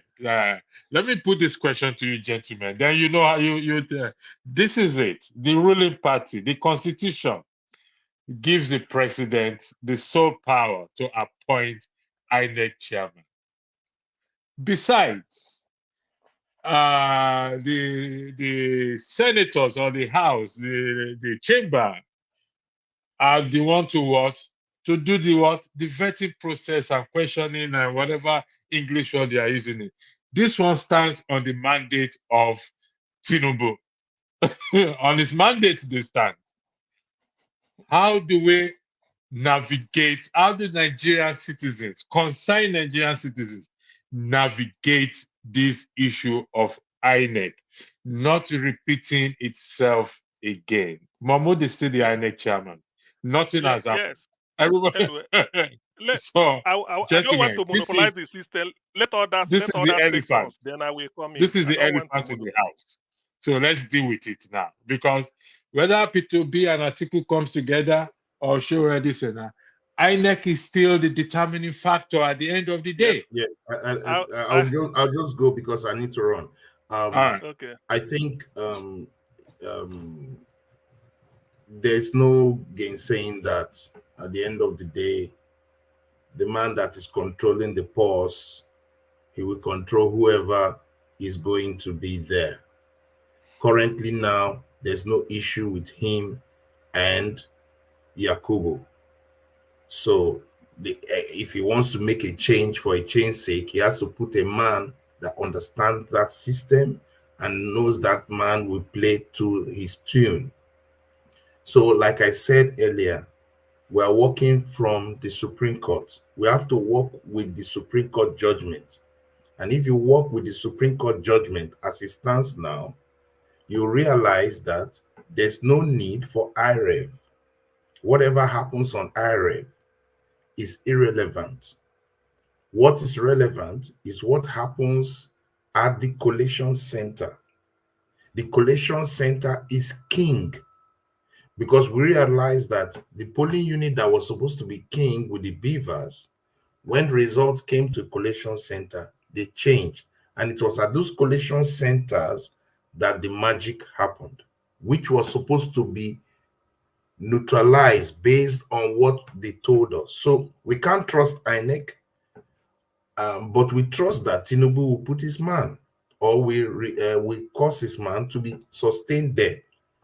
So for Nigerians, there must be a push on the constitution or on the electoral reform to really spell out, especially in the areas of usage of electronic voting system. It needs to be very clear in the Electoral Act, not in the because after the Electoral Act, INEC creates what is called they bring out the procedures. No, we don't want it in the procedures. It needs to be in the Electoral Act, clearly saying that beavers and IREV is where results will be determined. Since those things are not in the Electoral Act and it's a discretion of INEC, so that discretion is where they used as a loophole to tell us that there was a glitch. And so based on that, they will move by discretion. So the political parties must rethink their strategy and say, if we go in 2027 with the same status quo, then the results will be even worse. Why I say worse, we look at the situation of Imo State and how the results were even printed before it came to the polling unit. They had already printed. There was no election there. They just printed and everything went. So we're already seeing what is going to happen. That's a precursor. The Imo election should be a precursor to what will happen in 2027, that there's not really going to be an election.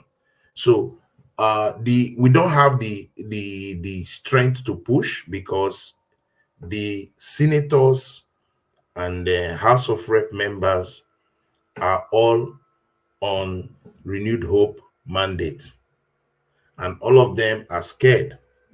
The judiciary is in the pocket. All of them are Sorry, scared. Sid. Let me add That to you. will You not said we happen. don't. Sid, hold on one second. You said we don't have the strength to push. We What do you don't mean have. by that? We What don't do you have. mean? Could you clarify that, please? What I mean is that Nigerians don't have the strength for advocacy on the House of Assembly, because Okay, that let me. the I'm going to change still the stop you change there. of Hold the on one change second. of that Hold on one second. electoral law will Hold on demand one second, Sid. intense Sid, advocacy, and you need to start it Sid, now, and we have not started it at all. Sid. Yeah. The political parties or their principals, they know this, yes or no? They know this issue of INEC. Yeah, they know it. They know it.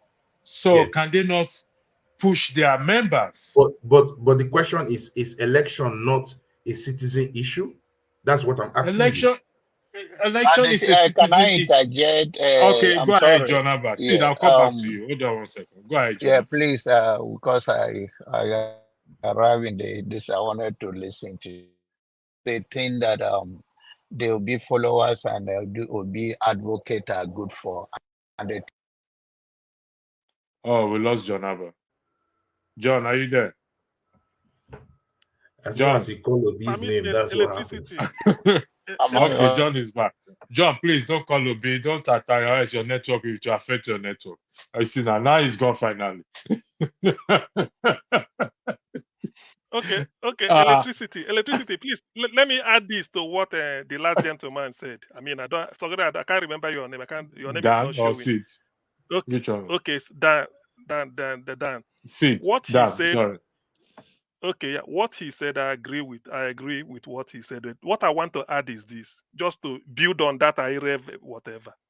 Going forward, at the polling unit, any election result that cannot be uploaded is regarded as should be regarded as election did not take place in that polling unit. That should be the antidote. Any election result that cannot be uploaded in real time from a polling unit is regarded as election did not take place in that polling unit. We don't want our Nigeria. We are living in a .com age. We should be able to upload every result. That is why INEC was declared Tinubu president without having the whole election result from all the polling units in Nigeria before it. Yet, how can you give somebody electricity? How can you give somebody first class honors in the university distinction that he comes tops? When all the marking answer scripts of his exam, you've not marked them. How? Is it possible? Is that not fraud?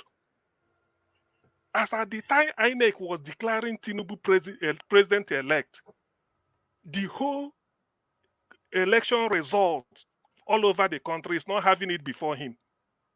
America will conduct an election in 2024, November. Can they declare a winner without all the results from every state coming in? Yes. So that they know the they know the total number of votes cast. Not all the votes got to be in. Not all the votes. Not Not all all the votes. They can do that on projection.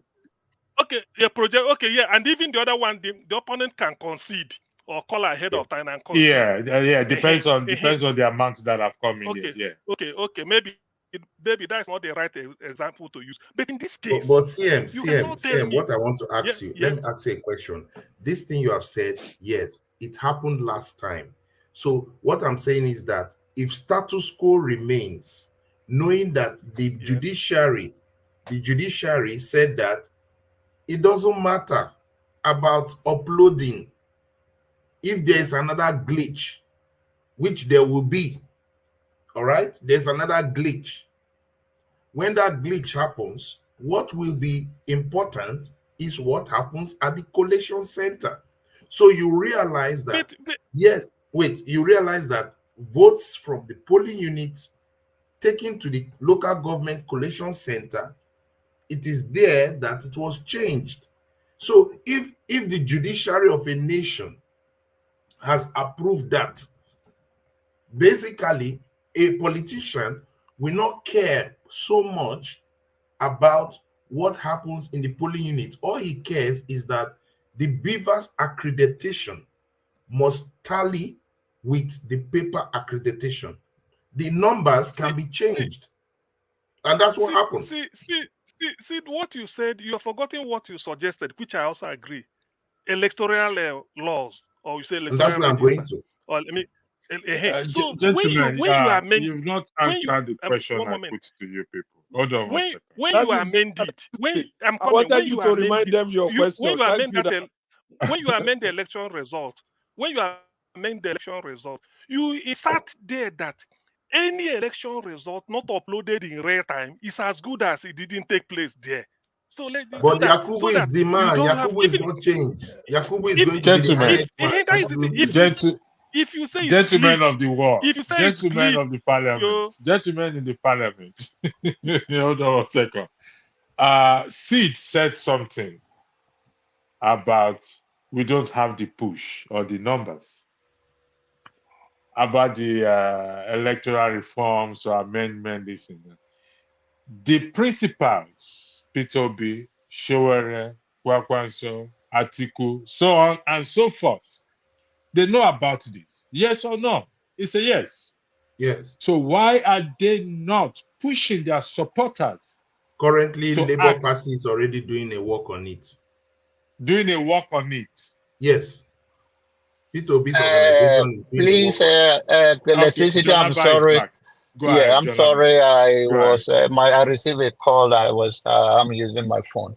Like I said, the OB supporters, some of them are very eloquent. They understand all the technical word to use.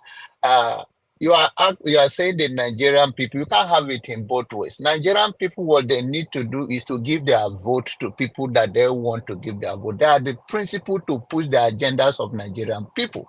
So for you to come and say that the Nigerian people or the citizens are not pushing, how did they push? They push through voting and push through the people that are principle of the party, and then they continue to echo the message of the citizen. As all Nigerians have to contest.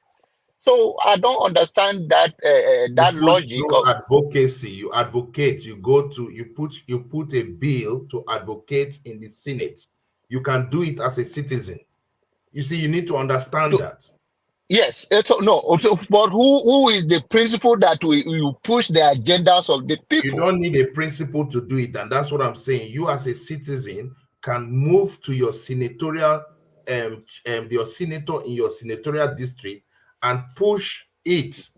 You can So the people that someone that has the influence to have 6 million vote that the local people give to them, they cannot push that or means you the didn't solely. listen to me. He's already doing it. He's Who is already doing it?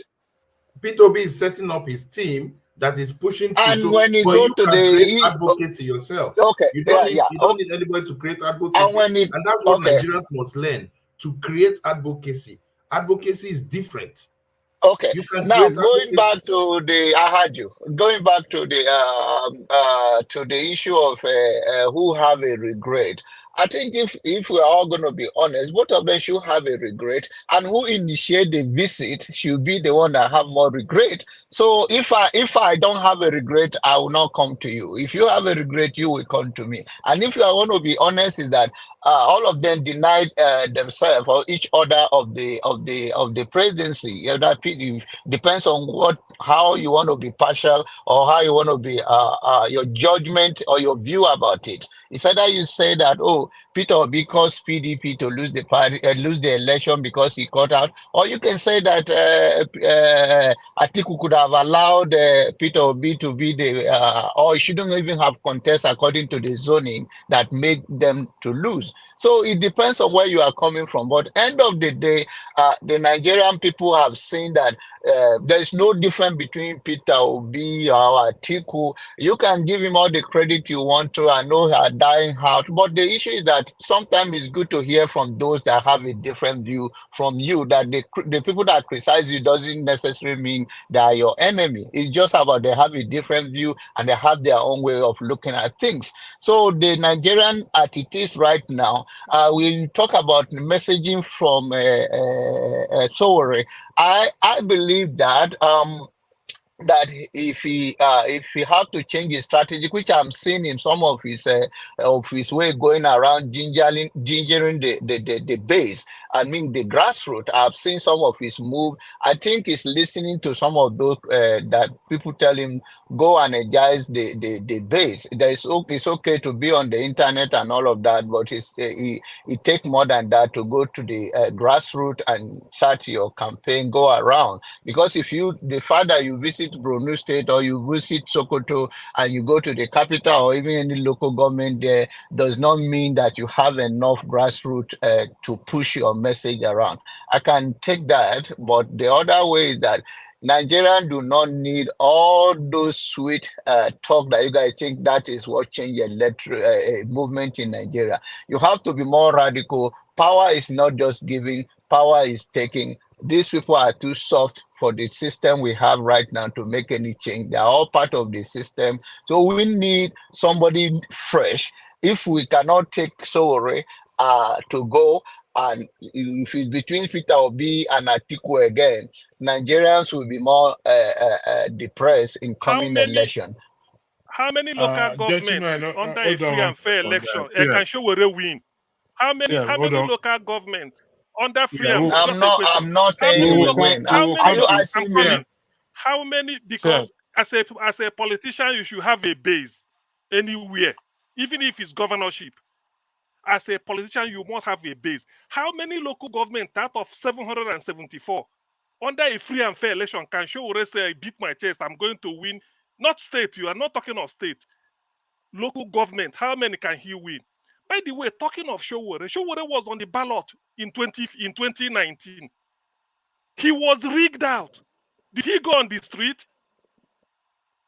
Showore was on the ballot 2019. He was on the ballot. So if you have a ballot paper 2019, you will see Showore's AAA there, which means if you vote AA or AAC or whatever it is, you are voting for Showore. Showore was a presidential candidate.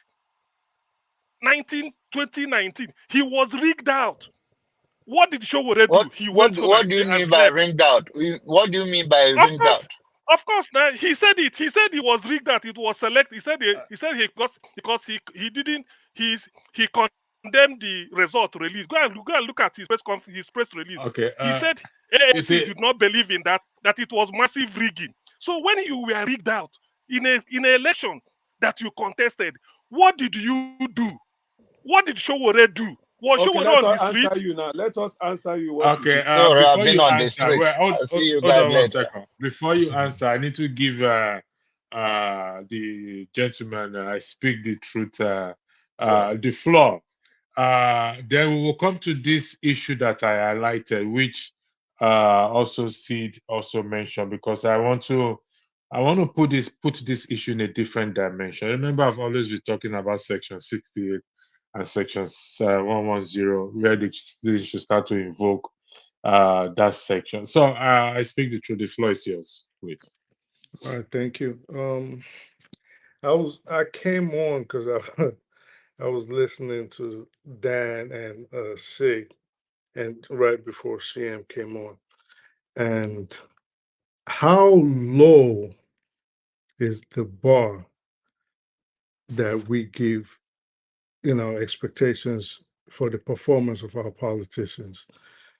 Because while I agree with Dan that a person like Showore would be a viable candidate for president, we know that he doesn't have the numbers, unfortunately.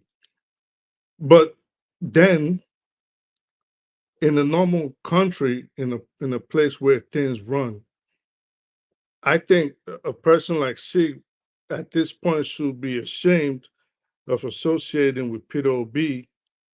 I've always had my reservations of him, and people always, I've been on this platform, I'd say at least 10, 12 times now, and people get at me when I say he's just more of the same of the politicians. When you go so low that you are associating with one of the most notorious Nigerians in recent history, I think that speaks volumes of the kind of person you are. And I'm talking about Peter Obi, not you, Sid. Atiku, I would say, if you look at the annals of Nigerian history, in terms of government officials that have been accused of corruption, there's only 3 people that beat them. Those 3 people that I would say, if there was a corruption Olympics in Nigeria, the only reason he would not win a medal would be because Ibrahim Babangida, Abacha, and maybe Felix Okoti-Ebo won the medals ahead of him. Okay, so for Atiku, a notorious man that could not even come to the United States without diplomatic immunity from when Saraki was Senate president, because his actions actually led to a U.S. senator, U.S. rep, William Jefferson, I think that was his name, William Jefferson, spending 13 years in prison on account of him getting bribed by Atiku. So for Peter Obi, that you guys always come on here and you've been doing all day trying to tell us he's Mr. Integrity and he's this clean politician and he's this good guy that everybody else should fall behind, to be smiling, cheesing. I guarantee you, if there was a video instead of a picture, he probably jumped in Atiku's laps if he had the chance. That was how happy he was to be associated with such a man. So you can't come on here now and try to sell this man to us and tell us how clean he is, how he has this integrity, how he was such a good guy when he was governing Anambra. Each time I ask an OB supporter, Just tell me one thing this man did. Guess what? It's like asking a Christian to explain the Trinity. They get mad. They start arguing with you. They start at homonyms. There's nobody getting mad, my No, brother. I'm not saying you. Of course, I'm not talking about you. I'm Show, just answering the whole thing. Showore has associations. Hold on, sir. Showore has associations, deep associations with Tinubu. Well, we don't know that. We haven't seen them taking pictures together and hugging each other and teasing. We should investigate his associations with Tinubu during the Nadeko years. So Well, sir. If you talk about, that's like saying Mandela had associations with Gaddafi. Now that means Mandela is a terrorist. No, if they were fighting during Nadeko to free Nigeria and get us democracy, that's different from two politicians coming together. Sir, hold on, sir, let me finish. Sir, let me finish. He partnered with them in 2015. Sir, let me finish. I was making a statement. APC in 2015, but so we cannot break records. That is fine and dandy, but let me finish. So if you are comparing a fight for democracy with an alliance to come together politically to take government and rule, that's like comparing apples and oranges. It doesn't even gel.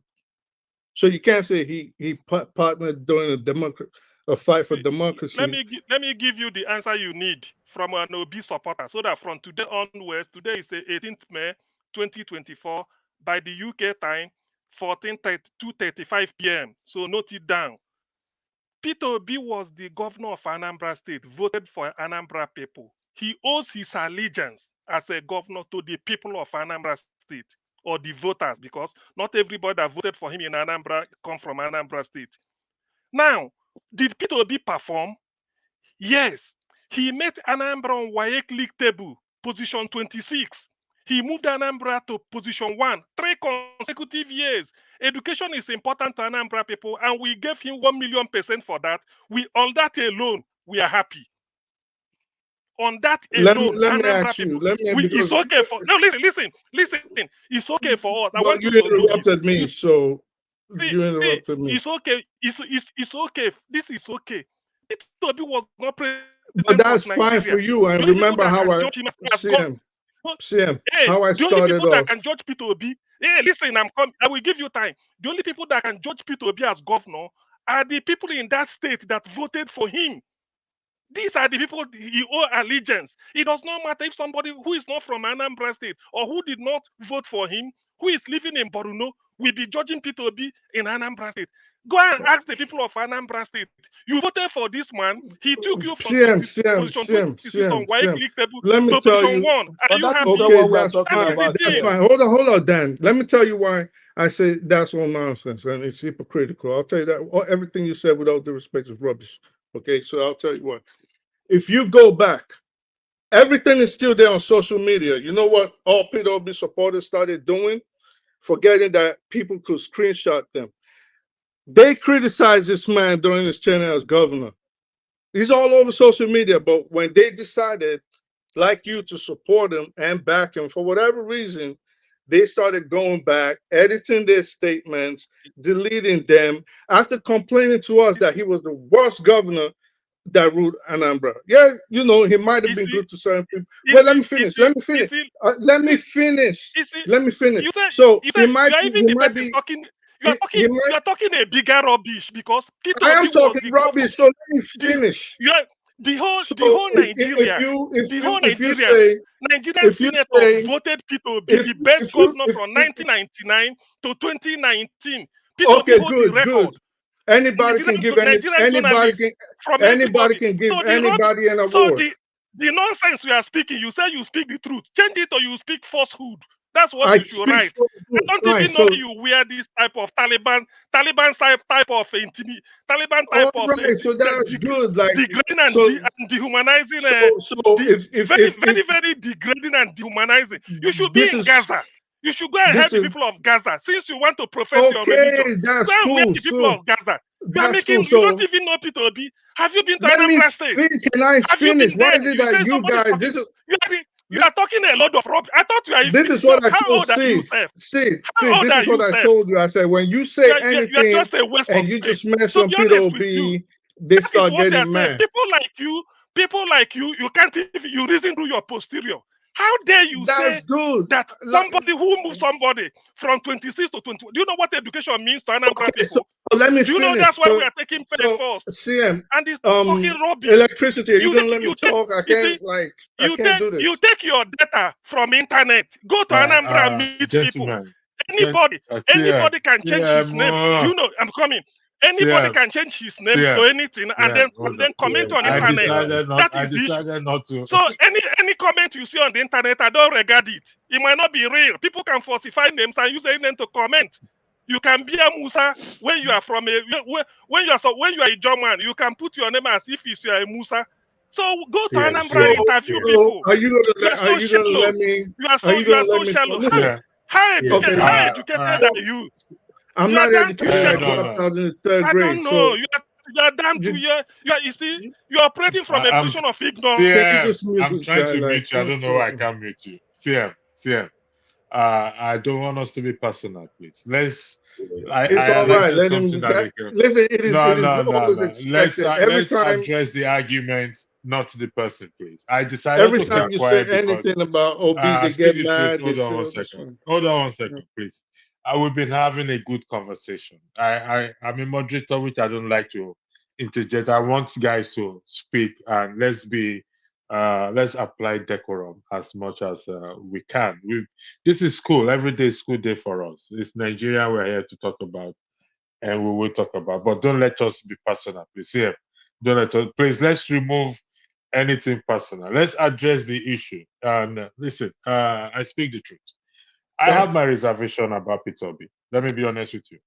I was even going somewhere. Electricity. Hold on one second. Well, you see, you cannot take it away from him that he has been able to prove his doubters wrong in terms of his integrity, his credibility, accountability. Let's give credit or give honor to whom honor is due. That is, like I said, I have my reservation. He was governor, but did he establish governance, or was there governance after he left? These are the things we're going to argue about at the end of the day.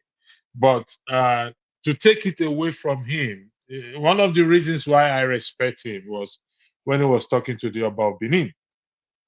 And he challenged the Oba of Benin when the Oba of Benin said he was told that he never collected a land when he was governor of Edo State, Anambra State. And he challenged the Oba and I said, listen, go do your investigation. When you find out if there's anyone in my name, come back. I'm going to drop out of this presidential race. So we have reservation about it. Electricity. Let's acknowledge that somebody's. Okay, I'll give you the floor. Go ahead. Electricity. Nobody's saying if we were to compare Tinubu or Atiku or Peter Obi, nobody in their right mind or in all honesty is going to say he's on the level of those men. Okay, that's not what we're saying. All I'm saying is stop whitewashing him like he's some kind of saint. Remember, I started off by saying, how low is the bar where we are not criticizing this man for being around a character like Atiku? Obviously, he didn't hear that part. He started getting mad. Yeah, but you said that. Yes, yeah. But at the same time, you cannot say you can't speak out of both sides of your mouth, and this is a problem. I know it's politicians, they do this all over the world, but it is a very, very serious problem with Nigerian politicians. He doesn't take land. Fine. He did not take all the remunerations that all these other governors are appointing to themselves. Fine. But what about, for example, the money he took from the government and invested in private companies that him and his family had an interest in? We're not going to complain about that. That is not proof. Prove that. What do you mean prove that? Anyway, yes. You can't just make a statement when the man has actually said, go and prove it. What do you mean proof? If the man himself, Proof is proof. hold on, sir. Proof is proof. Hold on, sir. If the man himself tried to explain away that incident, and I posted a link on this same panel severally twice, because everybody came, two other people came just like you saying prove it, and I brought it with Peter Obi himself saying, well, this was the reason why I did it. So you cannot say prove it when the incident occurred. Are you trying to tell us, hold on, Okay. are you trying to tell us that Peter Obi never took government, hold on, sir, I haven't asked a question. Nobody's talking. Are you Just keep trying to talking. tell us that Peter Obi never took government funds and invested in a private company that him and his family had a financial interest in? Is that what you're trying to tell us right now? The question is, in terms of Sorry, it's a yes or no question. Investing into a company for his state, there's nothing wrong about that. Sir, it is yes or no question. Did he invest government money in a company that him and or his family had a financial interest in? He actually said yes. He has said he did not happen. You said prove it. Then you had it. He said yes. However, gentlemen, I speak the truth. I understand where you're coming from, and that may be poor judgment on the side of Peter Obi. He didn't deny it. I think he has acted. But we need to balance it. We need to really balance it here right now. Okay. Even with that investment that he did, poor judgment, there was no evidence to suggest that whatever proceed came out of it was used on a personal basis. Is that true? I speak the truth. Yeah. Okay. Yeah. So definitely. So we're trying to balance it here. It's a poor judgment. Anybody can fall into that poor judgment. It is a poor judgment. But if we now compare him to Atiku, to Tinubu, to every other person in terms of integrity, in terms of transparency, in terms of accountability, you will agree that it outweighs every one of them. Yes or no? Yeah, but he said it now. That's what he said. I did say that. I've so always said that. But we agree electricity, on that. this is my position. Yeah. This is my position. Before you go ahead, I need to hold on. Somebody highlighted something that I'm biased. Please, I don't want to bias. Don't let us be personal, please. I never did. No, ignore that Oscar Blackbone, whoever he is. He's always trying to get my attention. You can rewind it. I don't do at home names. I don't do personal attacks. I'm not saying you. I'm addressing everybody. Yeah, just ignore that individual. Please. You told me I'm saying load of rubbish. Go and listen to what you told about me. Yeah, forget that one. And forget about that. Is not why we are here. Yeah, let's continue with this conversation. So, I want to answer your question. Remember, you asked a question. They went away from the question. Yeah, they went away with it. I'll come to you, Dan. You're a very patient person. CM, you know what we're gonna do? I'll give CM the floor for 5 minutes. Make your argument. We'll come to I speak the truth. We go to seed, then we go to revolution. The argument I want to make is this. One, if anybody says Peter Obi invested Anambra State money on his a company or anywhere he has interest, before I react to that, because I want to speak about it, the person must mention the name of the business.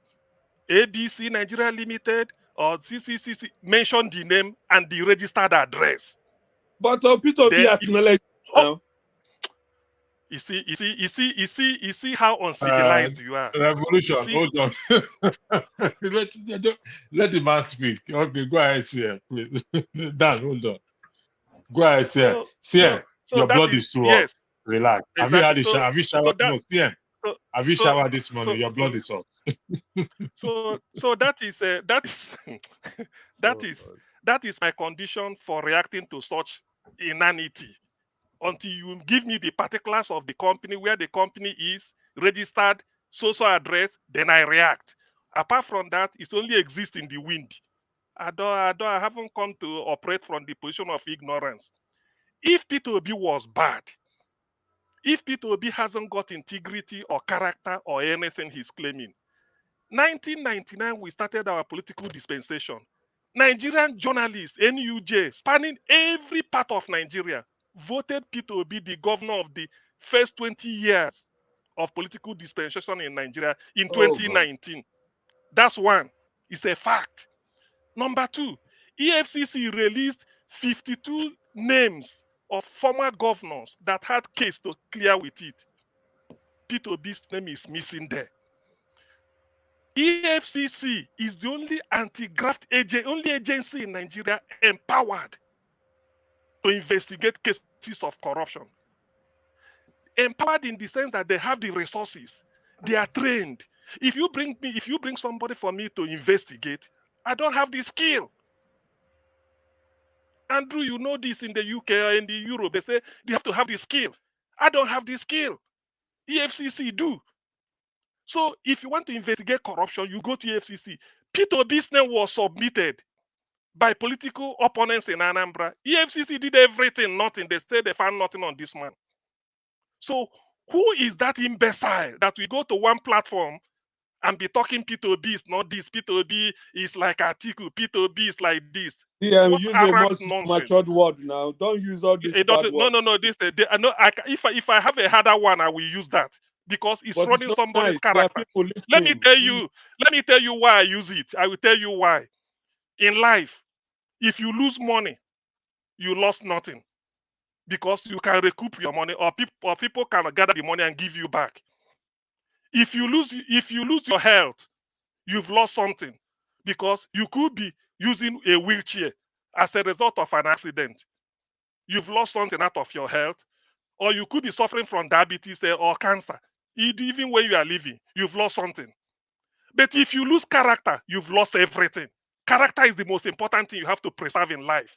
That is you. So for you to use all your years of life to build a good character, and somebody will go to one without baseless, no evidence.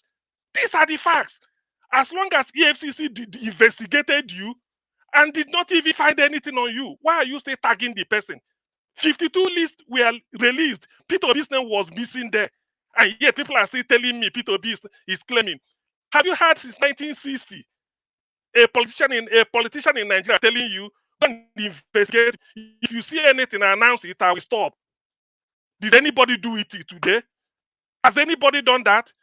And yet, because it's Peter, the people with that, somebody will just come and, out of ignorance, morbid, debilitating, pathetic ignorance, we just be going around the platform and saying, when Peter Obi talks, the man is gold. That's why people look at him. In a country like Nigeria, Peter Obi is gold. Very, very gold. That's why he maintains his integrity. He has it. He has proved it. He challenged you. If you have, go and tender it to EFCC. Don't even go to Peter Obi. Forward your evidence to EFCC. Say this man should be arrested, tried for this, or investigated. Go and do it. Than to come to one platform and then be talking nonsense from both sides of your mouth. What you know, saying so many words, but in the end you are not saying anything. What arrant nonsense! I hate to listen to imbeciles. CM, you know you can put your facts across without using derogatory words against anyone. There's no need for this, please. Honestly, you can put your point across to communicate. Just the argument. Forget about the person. What I want to I know. You see. Now let me run on this. Yes, wait. I know. We all know. We all know that. I know. I'm going to mute you. I don't want to mute you. It's okay. It's okay. I don't want to mute you. I know what you are doing. It's okay. I'm saying another thing. I need you. Please do me a favor. I respect you a lot. Please, can you retract those words, please? Please, I'm begging you. Which of the words? The imbecile word, the derogatory. Can you please retract it, please? Please, I'm begging you. I retract. Thank you very much. Thank you very much. Now let me say this. We know your that final, Taliban. 30 seconds. Okay, yeah. We all know that a Taliban must live in Afghanistan. We all know this. A Taliban must live in Afghanistan. No, a Taliban don't necessarily have to live. Some Talibans are living in the UK. Some live in The America. Italian, See, where are I you don't going know. with this now? CS, No, calm no, down. now, CS, I calm know down. my brother they no, talk today. is All right, it when I say gentlemen, something? we've had a very we've had a very lovely discussion. It's 2 hours 54 Let minutes me now. rebut. Let me. I will come back here again. So, for if anyone has insulted you, please No, it's cool. I apologize on behalf of All right, let me make my CM, on last behalf of statement. Speak Let the me Truth. go. Please, we will come back again. There's another broadcast around 5 o'clock. We will You need to continue allow this, Dan. please. You need to allow Dan. Okay. If I allow Dan, I have to allow. Okay, you know what? I'll give each of you. CM, I've used this 5 minutes. So, how did I say I was going before? Okay. I speak the truth, then Dan, then Sid will be the last person. Okay, go ahead. I speak. 5 minutes. All right. Please. So Thank you. I'm not mad. I'm not upset. You know, I really expect this. Like I said, there's two sets of people when you ask them certain pertinent questions, instead of them explaining it or just saying, listen, I do not know how to explain this, or, you know, I think you're right that we can agree to disagree. Instead of just saying that, they just start insulting you and throwing at homonyms, and that's fine. I really don't care, because if you're trying to tell me, like I started off, the bar is low in Nigeria. That is why we seemingly cannot find a problem with what Peter Obi did. Okay, that is nepotism at its finest. This is the same problem we are about to have now with this present government, with the government awarding a bidless contract to build the coastal road that they want to build right now, and they awarded it without no bids, no outside bids, no inside bids. They just secretly awarded it to the Chagoris under a company that the president's son sits on the board of directors. So me bringing this up about Tinubu is about Peter Obi is because one of the biggest problems that we have in Nigeria is corruption. And corruption comes in different forms. You don't necessarily have to sit on at the head of a ministry and write checks to yourself. You can actually have your underlings, you can have your buddies, you can have your allies, and you can throw contracts at them, and they just fleece the government in that way. So we know it is a problem when you are in charge of something, especially in a governmental position. You do not assign projects to yourself where you or people close to you could be financially induced or gain from it. That was my whole point. But you bring this up and certain people get mad. Now back to Obi's. We've dealt with his integrity. Now his performance. They always try to sell us this thing about how he was this wonderful governor in Anambra, even though they complained about him throughout while he was there. He's so wonderful. He didn't hold local government elections not once while he was there. He's so wonderful. We can't point to one school he built aside from the ones he gave the missionaries and handed them some money. Anambra's IGR in 8 years, he increased it by only 1 billion naira. And this is the person you guys think that we should hand over the helm of affairs of Nigeria to, and you think there's anything new he's going to do to revamp the economy. I just don't see it. Is he good for some people? Fine. I speak the truth. Sorry, let me Yes, sir. ask you a question. Mm-hmm. Okay, if not Peter B, Mm-hmm. who else? Who is the person? Can point us? Can you name one? We are being realistic here now. This is a country going underground. We're being realistic here now. So we have Shore, Kwakanso, Atiku, Peter B. What's this Prince name? This guy Prince, or we have Tinubu who may contest for 2027. We don't know. It's likely that Wike also will contest. We don't know.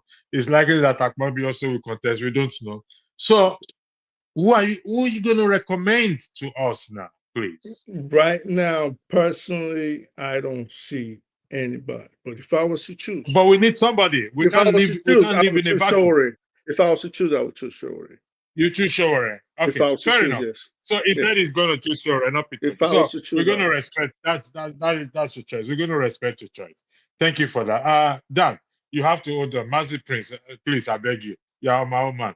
Mazi Prince, go ahead, please. 5 minutes. Thank you. Sorry, I apologize for keeping you. I was gonna be pissed off if I never spoke until this ended.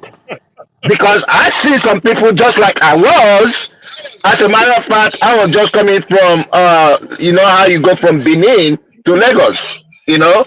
But then I pulled over and said I was gonna speak. You know, I speak the truth. You know, for me, you have every right to support who you want to support. Okay? Not right now, the campaigns are over. Can we just think about the future? If you don't want to support Obi, it's fine. Okay? The session, even Dan, I'm really disappointed in you. Dan, I'm disappointed in you that you were expecting Obi to call for work. To call for war? Where are you? Why don't you go to Nigeria and let's start the protest? This man has done everything by the book. If Obi did not do what he did, believe you me, Nigeria would have been in war. What happened to Abiola? Abiola won the election, and people pushed him. He came to America. People pushed him and come and declare. And what happened to him later? That man went to jail and died in jail. Can we just get it? Obi has said he is not destined to be a president. If you don't want him, then go and run for you. Go and run for presidency. Can we just let this man be? God! Prince. Are you for now? Thank you. Mazi Prince. Thank you for that. They're not going to let him be. Let me tell you something why they're not going to let him be. If P2B wants him to let him, sorry, I said, hold on. If P2B want people to let him be, then let himself be too. Let him withdraw himself from the public. Electricity. Electricity. He went. I know. You just said something. I'm just replying you. I've been hearing you guys talk about him meeting Atiku. Atiku was not the only person he met. He met Saraki. He met Saraki. He met Lamido. He met a lot of people, but I picked Atiku. Yes. And I explained. If you were earlier in this, and I explained why I picked Atiku out, given to what happened in the 2023 general election, before the election. That was why I picked Atiku out. He met a lot of people. But what I'm telling you is this. If I don't want to be a moderator here, and I come here and screaming at people this and that, I will take myself out of being a moderator. So if you are saying people should leave P2B alone, no, they won't. It's not for you to make that argument. It's for P2B himself to make that argument. He came PDP can't even keep their house. Look at Osun State yesterday. People decamped. A lot of people decamped the APC. Mazi Prince, hold on 1 second now. Wait. I will listen. I will yield the floor for you guys so that you can have this argument. But I have to respect each person's 5 minutes. But I'm telling what's your name? Mazi Prince. Mazi Prince, you're a panelist here. Okay. It's a choice for you to be a panelist here. Do you agree with me on that? Mazi, I'm asking you a question. Of course, yes. So, well, you also agree that you can withdraw yourself from being a panelist and say, you know what, I can't do this again. Do you agree with that as well? Of course I can. So, as long as P2B keep putting himself out there, his name will be mentioned. So, I don't think you should be defending him, in my opinion. I don't think in this context you just defended him. I'm not defending him. But let's look at it. Let's look at it this way. Okay? Campaigns are over. Can we focus on the people who are in governance and seek for a way forward?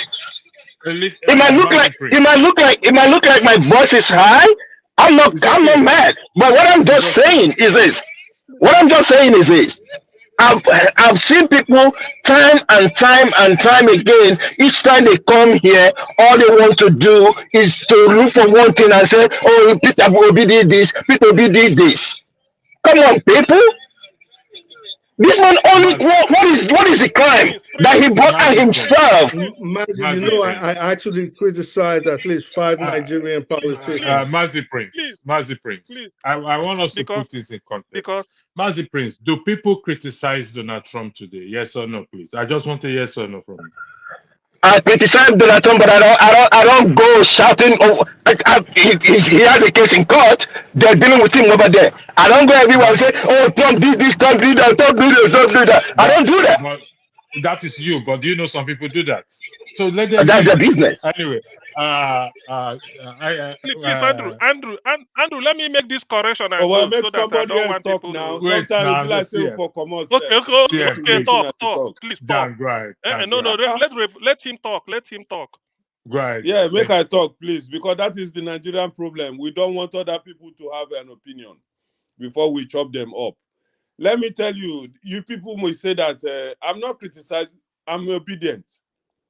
But what we are saying, the topic of today, electricity, asks one simple question. None of you answered that question. You were just going on your own personal things. He asked us what is happening in the election of electing the INEC chairman. How can we resolve that?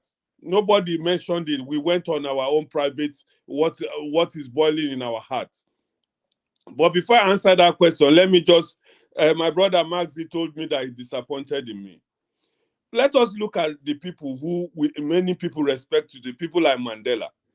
When he came to fight for South Africa, he said that he's ready to die for it.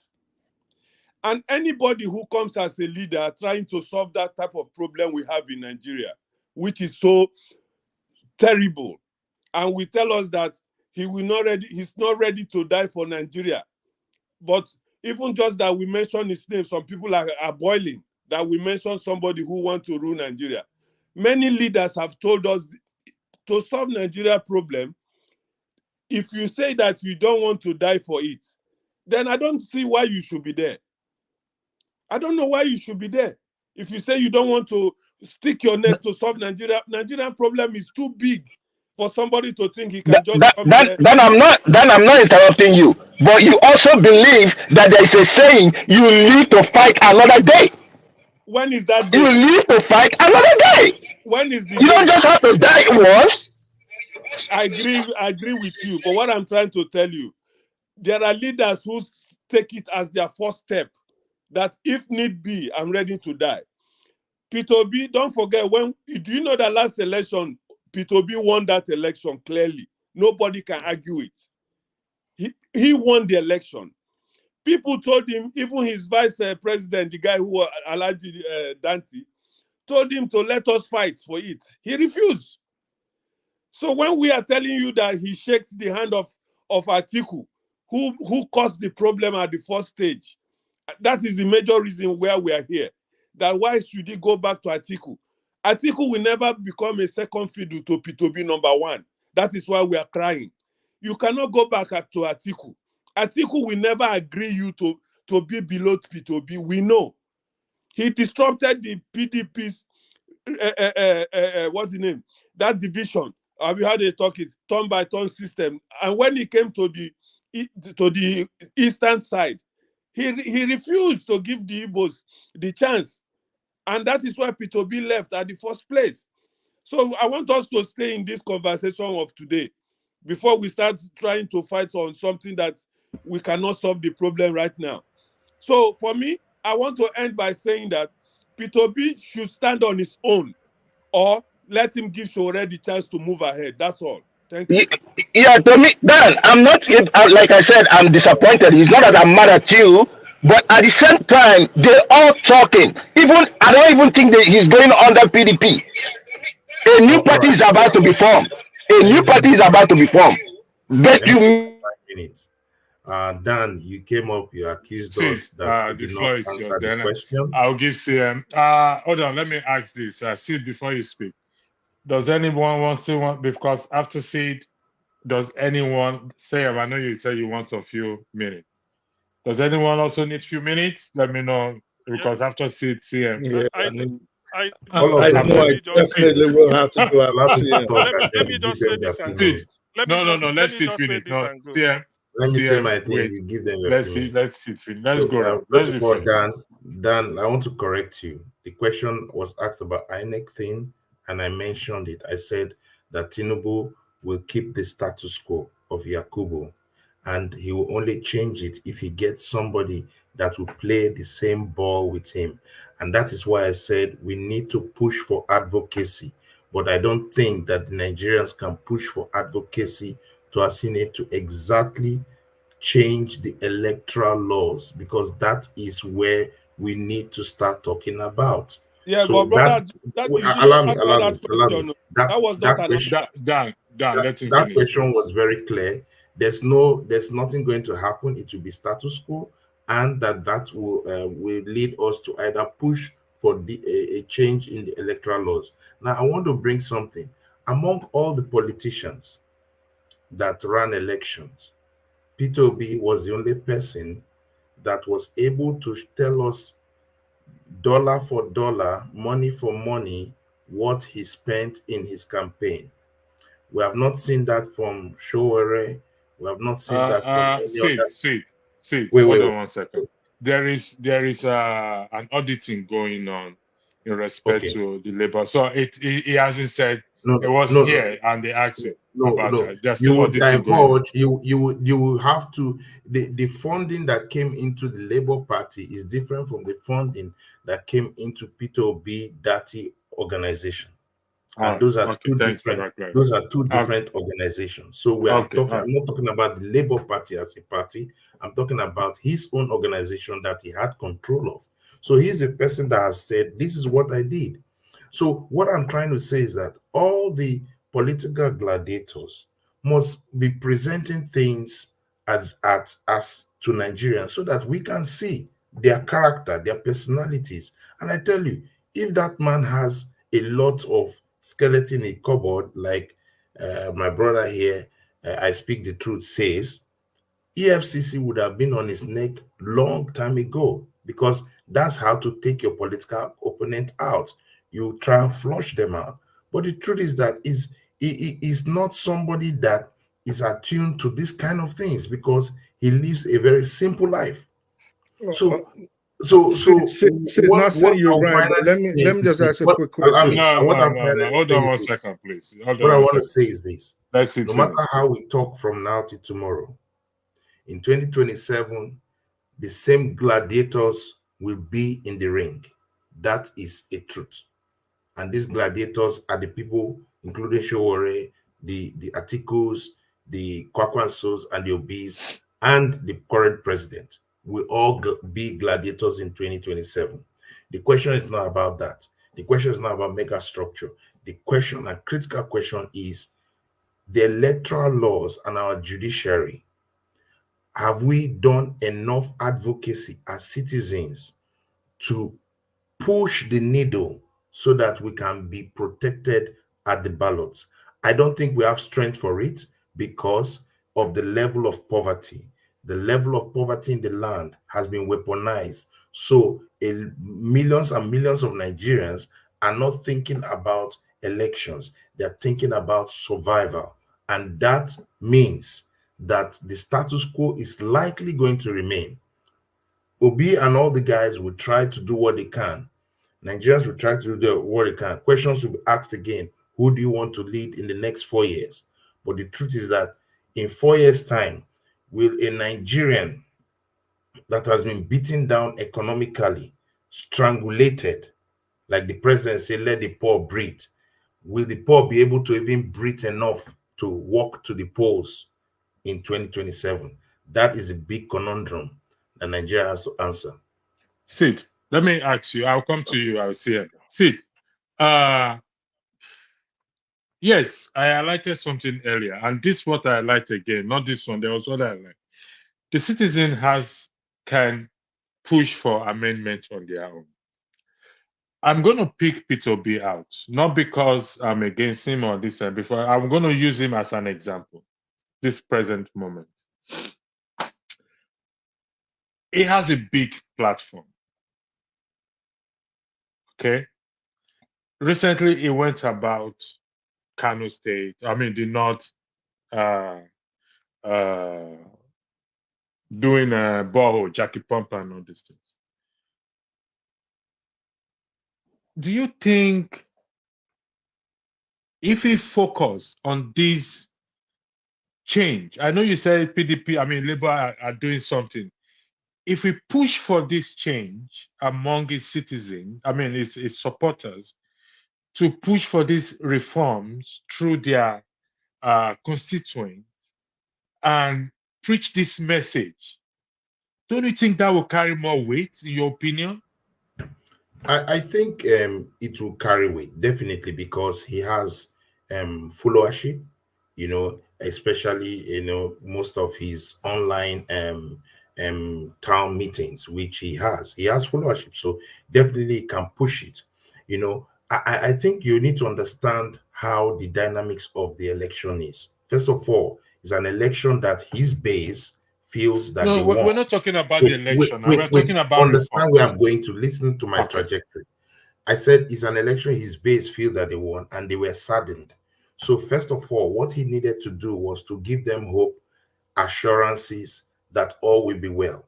Now, we now move towards opposition, where he begins to oppose government policies that he feels are not right. And some of the policies the government has actually taken a step back because his movement has created that opposition. Can you Now, mention one policy that, can you mention, because I can give you two that has to do with this, has to do with the legislative and one. Remember when Tinubu wants to go to war with, is it Niger government? I mean, yeah, no, the legislators, they came together and they refused it. Two, this cyber security, I mean, cyber levy. levy. They said the Yes, legislators yes, came together, they pushed back on it. yes, So you see yes. how powerful they are. You see Yes, how and powerful our also lawmakers are. the issue of when Tinubu was projecting with all the car issues, entourage, the pressure was on, and he tried to say, okay, I'll reduce he made some adjustment in terms of. That is the people talking, not just Peter Obi talking. Wait. But you remember that most of the people that are talking are that bandwagon of the obedient effect. So what I'm trying to say is that I agree with you. He needs to begin to advocate for electoral reforms. He needs to advocate for electoral reforms, which I believe they are doing, and citizens will push. But what I was invariably saying is that Nigerians as citizens must begin to take the initiatives.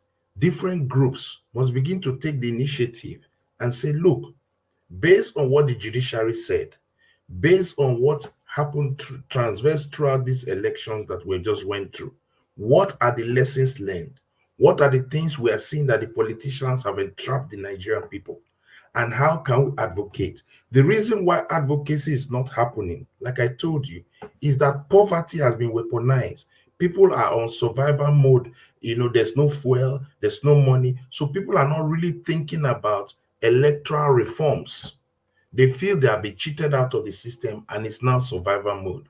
But I feel that in the coming months, by next year, after the government has done 1 year, I believe that advocacy needs to start in earnest, because I feel that we're already late. But you cannot say advocacy on empty stomach. So these are the challenges. And with Peter Obi, his opposition strategy must be, first of all, to deal with the current issues that are endangering the poor Nigerian on the street. And so before he starts progressing towards electoral reforms. But definitely he needs to speak. But I think he will Okay. take time. Thank you for that. Okay. CM, the floor is yours. Okay. Yeah. However, I highlighted something on the screen here. That will be the Yeah. next discussion. But what I want to do with Okay. this is, okay, so they said we should focus on the current government. I mean, we should hold the current government accountable. How do we hold them? I'm going to leave the floor Yeah. for Maybe I want every to. one of you to Sorry, I want to go leave ahead. now, CM. but just want Go to, ahead. because I don't want to give any more submission, but let me make a correction, because Okay, go ahead. sometimes if you allow fib, lie, pathetic one to be flying for years, people assume it's truth. Somebody said Peter Obi didn't build schools. Can they show schools he built? You know, Reno Omokri Uh, carried that jazz. Thank you But for that, CM. I'm going Actually, to I was answer supposed it to now. correct that. I was supposed to correct Yes, that. I'm going to Thank you. supply. I'm going to answer it now. Before I say anything, But don't use any I derogatory word, please. no, Thank you. I'm from Anambra State, the state P2B governed. I'm from a town called Ezinifite in Agwata local government, Anambra South Senatorial District of Anambra State.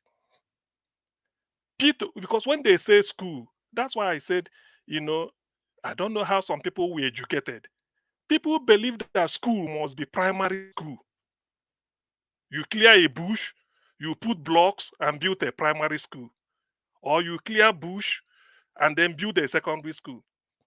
When Peter Obi came to Anambra State, he said it. It's on tape. Peter Obi built the Igbarian campus of Chukwuemeka Odimegwu Ojukwu University. They used to have Uli campus, where former Governor Mbadinuju came from. When Peter Obi came, he sought and then built other faculties from the scratch. That is school. If that is not a school, because some people's definition, I don't know the type of elementary school they went to or nursery school. If that is not a school, another school I want to point is there's what they call medical school, a school where you train only doctors. Peter Obi built the College of Medicine of Chukwuemeka Odimegwu Ojukwu University at Oka, the state capital. Peter Obi built it from the scratch and built a teaching hospital to attach to it from the scratch. Electricity, please, if that is not school, is that a mosque? No, the records are there. Nobody can dispute the record. I'm coming. So that, because of why I'm saying this is not because of it, because of people listening to this on this platform. They will say people here are maybe morons. We are not. These are schools, 2 good schools. If this is not a school, can somebody tell me what they are? College of Medicine, Chukwuemeka Odimegwu Ojukwu University at Oka today in Anambra State still existing, where they graduate MBBS students. And then the faculty, a whole campus of a big university. Igbariam is in the north, one campus. Another, that is Anambra North Senatorial District. Igbariam, that is where it is. Then the one called Uli is in the south. There are 2 different campuses of over 40 miles apart. Peter Obi built one from the scratch. Let me just give these 2. I don't want to mention missionary schools. But the illiteracy in most people is that they keep dragging. Even Reno Omokri was taking $10,000. Hold on one second. No, you finish. Just give me 1 second. I speak the truth. Do you disagree with the fact, because you said he didn't build the school or was handed to him? Do you disagree with the fact that CM just highlighted? I mean, Two can play that game, so he don't have to give me proof. No. Yes. You asked me a question. Do you disagree with the fact? Because I disagree. He has to show me proof. Because I did say that he handed over government schools, to the best of my knowledge. I did say this, to the missionary schools. He handed them, government schools. He handed them back to the missionaries. I did say that, and he gave them money to refurbish them. So all these other things he's telling us, just like he wants proof, he's gonna have to show me proof. Just simple as that. Okay, yeah. The proof is, yes, exactly. Yeah. Thank God. Can you direct him to where he can find it? The way I used to, please. I've given the thing is, when you take your flight, we are doing fact checking now, please. Yes, when you take just for people that will go there, when you take your flight, you land at probably Chinua Achebe International Airport at Umueri in Anambra State. You can take a cab.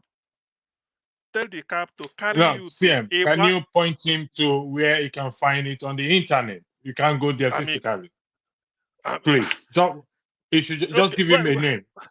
Where he can find it is Chukwuemeka, or yes, when you go on the internet, type Chukwuemeka Odimegwu Ojukwu University. Igbarian campus. P2B built it.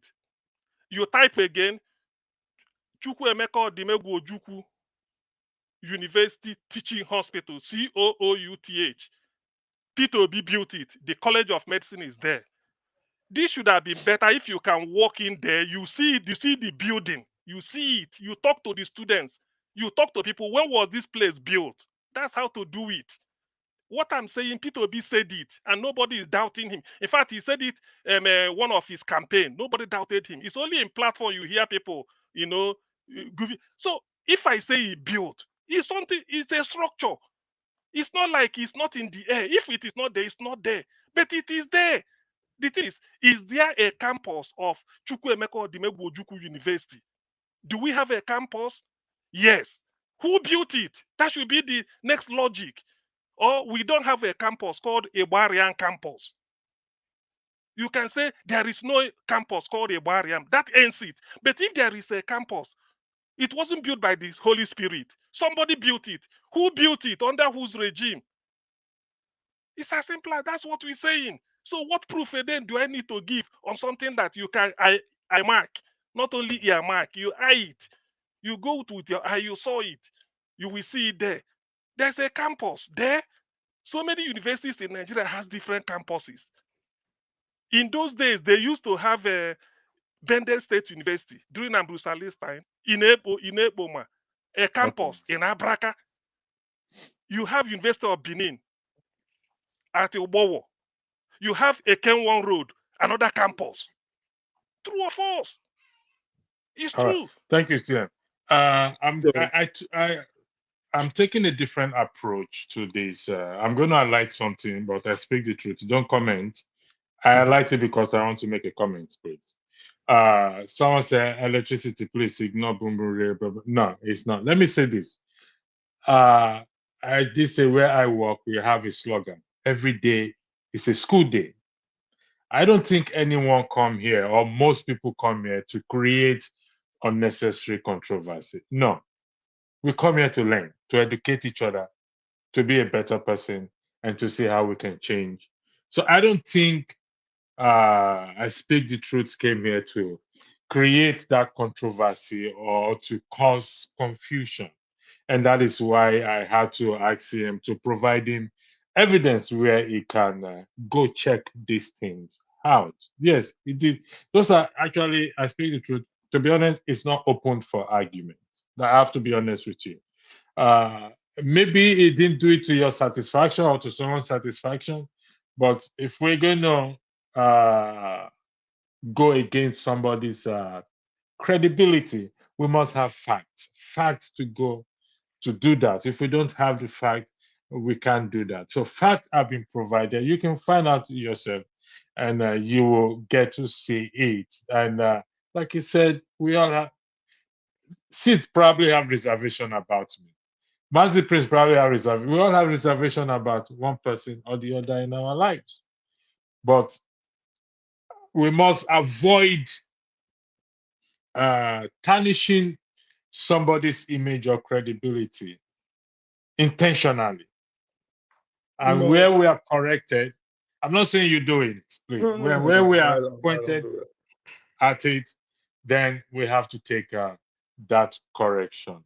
I Speak the Truth. You say you have something to say, then Mazi Prince, then I'll bring the broadcast to an end.